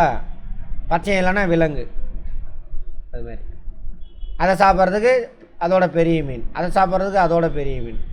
அப்போ மீன் நிறையா இருக்கும். கடல் பாசிகளை லேப்ராடார் குளிர் நீரோட்டம் இப்போதைக்கு அதிக அளவில் எடுத்து வருகிறது. கடல் பாசி குளிர் நீரோட்டமா? குளிர் நீரோட்டம்னா அது என்ன இருக்கும்? Carbon di oxide. Carbon di oxide வச்சு ஃபோட்டோசிந்தசிஸ் செய்யக்கூடிய பாசிகள், அதான் சொல்கிறான். God, hearing, mackerel, Solomon, halibut, இதெல்லாம் மீன் இனங்கள் அங்கே வட அமெரிக்காவில். கிராண்ட் பேங்க் உலகின் முக்கிய பெரிய மற்றும் வளமான இயற்கை வளங்களை கொண்டது. கிராண்ட் பேங்க் மீன் மற்றும் பெட்ரோலிய படிவுகள் காணப்படுது. ஏன் பெட்ரோலிய படிவு அதிகமாக இருக்குது? இந்த மீன் இனம் மண்ணுக்குள்ளே புதஞ்சிச்சுன்னா அதோட கொழுப்பு தானே அது பெட்ரோல். அதான் அதை கண்டத்திட்டா அங்கே மீன் இனம் அதிகமாக இருக்கும், அது ஒரு காரணம். கனிம வளம், மினரல் ரிசோர்ஸஸ். வட அமெரிக்கா அவ்வளோ பெரிய நாடா? வெறும் 30 கோடி பேர் தான் இருக்கானுங்க. 30, கனடாலாம் சேர்த்துனா 40 கோடி தேரும். இங்கே பாருங்கள், இந்தியாவை கம்பேர் பண்ணுங்களேன். இத்தனைக்கு ஊண்டு நாடு எவ்வளோ பேர் இருக்கும்? 140 கோடி பேர் இருக்கும். இங்கே பாருங்கள், எவ்வளோ பெரிய நாடு, எவ்வளோ பெரிய கண்டம். 40 கோடி பேர் தான் இருக்கும். அது ரொம்ப காலமாக அதை நம்ம எக்ஸ்ட்ராக்ட் பண்ண வச்சுருந்தானுங்க, அதோட வளங்கள்லாம். இவனுங்க போய் யூரோப்பியன்ஸ் அங்கே போய் செட்டில் ஆகி தானே பண்ணுறானுங்க, பிரித்து எடுக்கிறானுங்க. இப்போ தான் நிறைய ஏகப்பட்ட வளம் இன்னமும் இருக்குது. இப்போ அமெரிக்கா ஏதோ ஒரு அமைப்பிலேருந்து வெளியில் வந்துட்டானே, யுனெஸ்கோ. என்ன காரணம் சொல்கிறான்? சொன்னாலே நேற்று கூட, இப்போ நீ கூட சொன்ன திருட்டு பசங்க அப்படின்னு. எல்லாம் கரண்ட் அஃபேரு. யுனெஸ்கோலேருந்து நான் வெளியில் போகிறேன்ட்டான். என்ன காரணம் சொல்கிறான்? பாலஸ்தீனத்தை ஒரு நாடை அங்கீகரிக்கணும் யுனெஸ்கோ சொல்லிடுவான். அது 2-3 வருஷத்துக்கு முன்னாடி சொல்லிட்டான். அதெல்லாம் கூடாது அப்படின்னு. திருட்டு பசங்க அவன் நாட்டை போய் அவன்கிட்ட லேண்டை வாங்கி இது எங்கள் நாடுன்னு இஸ்ரேல் சொல்லிகிட்டு இருக்கிறான். அவனுக்கு சப்போர்ட்டாக இவனுக்கு சப்போர்ட் பண்ணுறாங்க. என்னடா காரணம்? இதெல்லாம் நியூஸ் படிக்கணும் நீங்கள். அவனா யூஎஸ்ஏவில் முக்கியமான கார்பரேட் கம்பெனிலாம் யாருன்னா அந்த ஜூஸ் தான் நடத்துகிறானுங்க. யூதர்கள்னு சொல்லுவாங்கள்ல தமிழில், அவன் தான் நடத்திக்கிட்டு இருக்கிறானுங்க. அவனுக்கு தான். எப்படி இந்தியாவில் யார்? அவா குரூப் இருக்காங்கள்ல, அதுதான் அந்த குரூப் தான் அங்கே. இந்தியாவில் அவா குரூப் மாதிரி அங்கே அவனுங்க. உலகம் ஃபுல்லாக அவனுங்க. யார் அவா குரூப்னா? ஆமாம், பிராமணா. கனிம வளங்கள். வட அமெரிக்கா மிகுந்த கனிம வளம் கொண்ட கண்டமாகும். வட அமெரிக்கா இரும்பு, பெட்ரோலியம், எரிவாயு எல்லாமே இருக்குது, அங்கே இல்லாதே கிடையாது. சல்ஃபரு, துத்தநாகம், மெக்னீசியம் எல்லாமே. உலகில் முன்னணியில் உள்ளது இதெல்லாம் உற்பத்தியில். மேலும் ஈயம், யுரேனியம். யுரேனியம் எதுக்கு தேவை? அணு உலையில். என்ன ஐசோட்டோப்பு? யுரேனியம் 235 கேட்பாங்க. 238லாம் இருக்குது, அதை யூஸ் பண்ண முடியாது. அதை 35 அதிலேருந்து 3 நியூட்ரானை வெளியில் துரத்தி விட்டணும். கெமிஸ்ட்ரியில் பார்ப்போம், கெமிஸ்ட்ரி பார்க்காதவங்க பார்ப்போம், வெயிட் பண்ணுங்க. எல்லாமே கொஸ்டின், நான் பேசக்கூடிய ஒவ்வொரு லைனும் கொஸ்டினாக கேட்பான். எதை வேணாலும் கேட்பான், எல்லாம் கேட்க மாட்டான். இந்த எக்ஸாமில் ஒரு 10 கேட்பான், அடுத்த எக்ஸாமில் இந்த சப்ஜெக்ட்லேருந்து மட்டும் சொல்கிறேன் இன்னொரு 10 கேட்பான். 10 எக்ஸாம் எழுதுனா எல்லா கொஸ்டினும் நம்ம கிளாஸில் பேசுகிறது தான் இருக்கும். என்ன போய் பாருங்கள். அடுத்தது கரண்ட் அஃபேர் நீங்கள் தான் படிச்சுக்கணும். புக் எடுத்து நியூஸ் பேப்பர் டெய்லியும் பார்த்தீங்கன்னா போதும், அதுக்கு ஒரு புக்கு படிக்காதீங்க. இங்கே படிச்சுட்டு இது ரிலேட்டடெல்லாம் அங்கே வந்துக்கிட்டே இருக்கும். அதான் கரண்ட் அஃபேர். வட அமெரிக்காவில் எண்ணெய் மற்றும் இயற்கை எரிவாயு படிவுகள் பரவலாக இருக்குது. எண்ணெய் இயற்கை வாயுனா இது பெட்ரோலியம் தான் சொல்கிறாங்க, natural gas. America, Canada, Mexico உலகின் முன்னணி எண்ணெய் உற்பத்தியாளர்களாக திகழ்கிறார்கள். வேறு யார் எண்ணெய் பெட்ரோலியம் எண்ணெய் உற்பத்தினா பெட்ரோலியம். வேறு யார் முக்கியமான பெட்ரோலிய உற்பத்தியாளர்? ஆசியா, மேற்கு ஆசிய நாடுகள், கல்ஃப் நாடுகள் இருக்குல்ல, ஈரானு, ஈராக்கு, மேற்காசிய தென்மேற்கு ஆசிய நாடுகள், gulf countries, Saudi Arabia, Oman, Yemen, UAE அவனுங்களாம். எந்த ஏரியா? எந்த பெல்ட்டு? இந்த பெல்ட்டு இங்கே வரைக்குமே இருக்கும். பாலைவனம்ல அங்கே லிபியா, எஜிப்து அங்கேயெல்லாம் கிடைக்குது.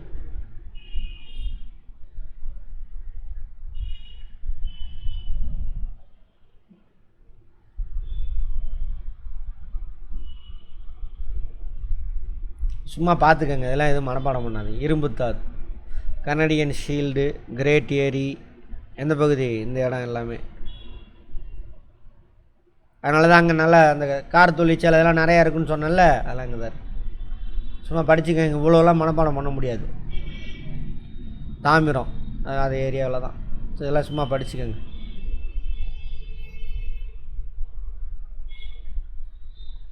தொழிற்சாலை இது வரைக்கும் நாம் பார்த்தது எந்த தொழில்? இரண்டாம் நிலை தொழிலா? முதல் நிலை வேளாண்மை மட்டுமா பார்த்தோம்? மினரல்ஸ் பார்த்தோம், மீன்பிடி தொழில் எல்லாமே பார்த்தோம், கால்நடை வளர்ப்பு, மரம் வெட்டுதல் எல்லாமே முதல் நிலை தொழில். இதெல்லாம் அடுத்து இரண்டாம் நிலை, செகண்டரி செக்டார். சரியா? செகண்டரி செக்டார்னால் யார்? முதல் நிலை தொழிலேருந்து வரக்கூடிய ரா மெட்டீரியலை ஃபினிஷ்டு ப்ராடக்டாக மாற்றுவாங்க. அந்த ப்ராசஸ் நடக்கிறதுனா அது இரண்டாம் நிலை தொழில். வட அமெரிக்கா வளங்கள் நிறைந்த கண்டம். அந்த கண்டத்தின் வளர்ச்சி, அங்கே நிறையா நிலக்கரி, இரும்புத்தாது, ஏகப்பட்ட கனிம வளம்லாம் இருக்குது. அதேமாதிரி சாலை வசதி, ரயில்வே போக்குவரத்து, எல்லா போக்குவரத்து வசதியும் இருக்குது. அப்போ கனிம வளங்கள்லாம் கிடைக்கிற இடத்துல வெட்டி எடுத்துகிட்டு வந்து ஃபினிஷ்டு ப்ராடக்டாக மாற்றி, அதுக்கு என்ன தேவை? போக்குவரத்து வசதி. திரும்ப அந்த ஃபினிஷ்டு ப்ராடக்டாக மாற்றினது என்ன பண்ணும்? அவன் நாட்டில் எல்லா பக்கமும் சப்ளை பண்ணது போக உலகம் ஃபுல்லாக ஏற்றுமதி பண்ணுவான். அப்போ என்ன ஆகும்? பொருளாதாரம் வளரும். பொருளாதாரம்னா என்ன அர்த்தம்? அவனுங்களுக்கு வருமானம் நிறைய கிடைக்கும். கண்டத்தின் வடகிழக்கு பகுதி தொழிற்சாலைகள் அடர்த்தியாக இது கேட்பான், ஸ்டேட்மெண்ட்டில் கேட்பான். வடகிழக்கு பகுதி எது? வடகிழக்கு பகுதி இது இந்த கிரேட் லேக் இருக்குல்ல, அதை சுற்றிடும். இயற்கை வளம் இருக்குது, எல்லாம் இருக்குது. உற்பத்தி செஞ்சதை இது வெளியே எடுத்துகிட்டு போய் உலக நாடுகள்லாம் கொண்டு போய் சப்ளை பண்ணுவானுங்க. எல்லா நாட்டுக்கும் இந்த வகை சப்ளை பண்ணுறது. அப்படியே இந்த வகை எடுத்துகிட்டு வந்து இங்கே சீனாவுக்கு இங்கெல்லாம் சப்ளை பண்ணுவானுங்க. தொழில்மயமான நாடுகள் அமெரிக்க ஐக்கிய நாடுகள் ஒன்றாகும். இண்டஸ்ட்ரியலைஸ்டு கண்ட்ரி, மெயினாக வெஸ்டர்ன் யூரோப்பியன் கண்ட்ரிஸ். அப்புறம் வட அமெரிக்கா, கனடாவும் யுஎஸ்ஏவும். மொத்த நாட்டு உற்பத்தியில் தொழிற்சாலைகளின் பங்களிப்பு 25%. ஜிடிபியில். ஜிடிபினா என்ன ஏதுன்னு எக்கனாமிக்ஸில் பார்த்துருப்போம். பார்த்தவங்க அதோட லிங்க் பண்ணிக்கோங்க, பார்க்காதவங்க வெயிட் பண்ணுங்கள், பார்ப்போம். இரும்பேக்கு தொழில் யுஎஸ்ஏ முன்னிலை வைக்கிறது. இரும்பேக்கு தொழிலில் அயன் அண்ட் ஸ்டீல். நவீன தொழில்நுட்பங்களை பயன்படுத்தி அவர்கள் தங்களை தொழிற்சாலை முன்னேற்றி வருகிறார்கள். நவீன தொழில்நுட்பம் என்னது? Technology, latest technology. எக்ஸாம்பிள், உருளைக்கிழங்கு அள்ளிட்டு போய் ஒரு இடத்துல அங்கே கொட்டுவான். பெரிய கண்டெய்னர்னால் கொண்டு போய் ஒரு இடத்துல கொட்டுவான். நேஷ்னல் ஜியாகிரஃபிலாம் வரும் பாருங்க, கடைசியில் பேக்கிங் ஆகி வரும். இதுதான் நவீன தொழில். நம்ம ஊரில் என்ன பண்ணுவோம், உருளைக்கிழங்க கையில் வச்சு சீவி எண்ணெயில் போட்டு எடுப்போம். இதெல்லாம் மெஷின் செஞ்சிடும். ஒரு ஆள் எண்ணெயில் போட்டு எடுக்கிறவன் என்ன பண்ணுவான், ஒரு 50 பேர்த்துக்கு சேல் பண்ணலாம், அவ்வளோதான். அந்த மாதிரி மெஷினில் பண்ணும்பொழுது என்ன ஆகும், ஒன்றும் குவாலிட்டியாகவும் இருக்கும். பாருங்கள், ஒரு இது தண்ணியை ஊற்றி கழுவும் ஒரு மிஷின், அடுத்த மிஷின் அந்த தோவெல்லாம் சீவும், அடுத்த மிஷின் என்ன பண்ணுவோம், ஸ்லைஸ் போடும், அடுத்த மிஷின் அந்த ஸ்லைஸில் ஓட்டக்கிட்ட கருப்பு இருக்கிறாலும் தூக்கிடும், டிப் பண்ணிடும். அடுத்த மிஷினுக்கு போகும், எண்ணெயில் கரெக்டாக 10 நிமிஷம்னா 5 நிமிஷம் ட்ராவல் ஆகி போகும். அதுக்குள்ளே கரெக்டாக ப்ராப்பராக வந்துடும். இவ்வளோ டெம்பரேச்சர் கருகாது எதுவும். அடுத்த மிஷின் அதுக்கு மிளகாத்தூள்லாம் தூவும். அடுத்த மிஷினு 10 கிராமம் பேக் பண்ணுமா, 10 கிராமம் பேக் பண்ணும். அப்படி பேக் பண்ணி வராது தான் நம்ம பேக்கெட் ஐட்டம்லாம் இருக்குல்ல, அதெல்லாம் அப்படி பேக் பண்ணி வராது தான். அவன் ஊரில் அதை பயன்படுத்தினா இப்போ நம்ம ஊர் வரைக்கும் கொண்டு வந்துட்டாங்க. லேஸ், குர்குரே, முறுமுறை எல்லாம் இருக்குல்ல, அதெல்லாம் அதுதான், அப்படி தான் இருக்கும். அப்புறம் கெட்டு போகாமல் இருக்கிறதுக்கு என்ன பண்ணுவோம், அதில் அது கேஸு அதெல்லாம் வேறு. அது இல்லாமல் ப்ரிசர்வேட்டிவ்ஸ் ஆட் பண்ணுவாங்க, கெமிக்கலு அதெல்லாம். அப்புறம் பேக் பண்ணி அப்புறம் அது உள்ள கேஸ் அடைக்கிறது தான் என்னது, நீங்கள் சொல்கிற நைட்ரஜன் கேஸு. யாரும் வினை புரிய மாட்டாங்க. வினை புரிகிற கேஸ் அடைச்சாக்கா என்ன ஆயிரும், கெமிஸ்ட்ரி போயிட்டோம். இப்போ அது கெமிக்கல் ரியாக்ஷன் அந்த உணவுப் பொருளோடு நடந்து அது கெட்டு போயிடும். அதனால தான் அந்த மாதிரி கேஸ் அடைப்பாங்க. கேஸ் எதுக்கு அடைக்கணும் சார், இல்லை அமிங்கிரும், அவங்க என்ன ஆயிரும், சிப்ஸ்லாம் நொறுங்கி போயிடும். அதுக்கு தான் அந்த வேலையெல்லாம். அப்புறம் பேக் பண்ணதுக்கப்புறம் இன்னொரு இதில் ட்ராவல் ஆகும். அங்கே யூவி ரேஸ் அனுப்புவாங்க. அது போய் என்ன பண்ணுவாங்க, யூவி ரேஸ் அல்லது காமா ரேஸ் அந்த மாதிரி அனுப்புவாங்க. 1-2 மைக்ரோப்ஸ் எதாவது உள்ளே போயிருந்தால் அதுவும் செத்து போயிடும். இப்போ உள்ள மைக்ரோப்ஸே இல்லை. அப்போ என்ன ஆகுது, 3 மாதம் 4 மாதம் 10 மாதத்துக்கு கெட்டு போகாமல் இருக்கும். அப்படி சாப்பிட்றது தான் இந்த பேக்கெட் ஐட்டம் எல்லாமே. புரியுதா, கெமிக்கல் அதில் ஆட் ஆகிடுது, ஃப்ரெஷ்ஷாகவும் இல்லை, நிறைய விஷயம் இருக்குது. அதனால தான் அதை சாப்பிட்ற குழந்தைங்களுக்கு நிறையா பிரச்சனை வருது. நீங்கள் எல்லாருமே அதெல்லாம் சாப்பிட்டு தான் வந்திருப்பீங்க. அதான் நான் சின்ன வயசில் இருந்து பார்ப்போம். முக்கிய தொழிற்சாலை இரும்பேக்கு தொழிற்சாலை. சரி, இது எடுத்தால் நேரம் ஆகும், நாளைக்கு பார்ப்போம்.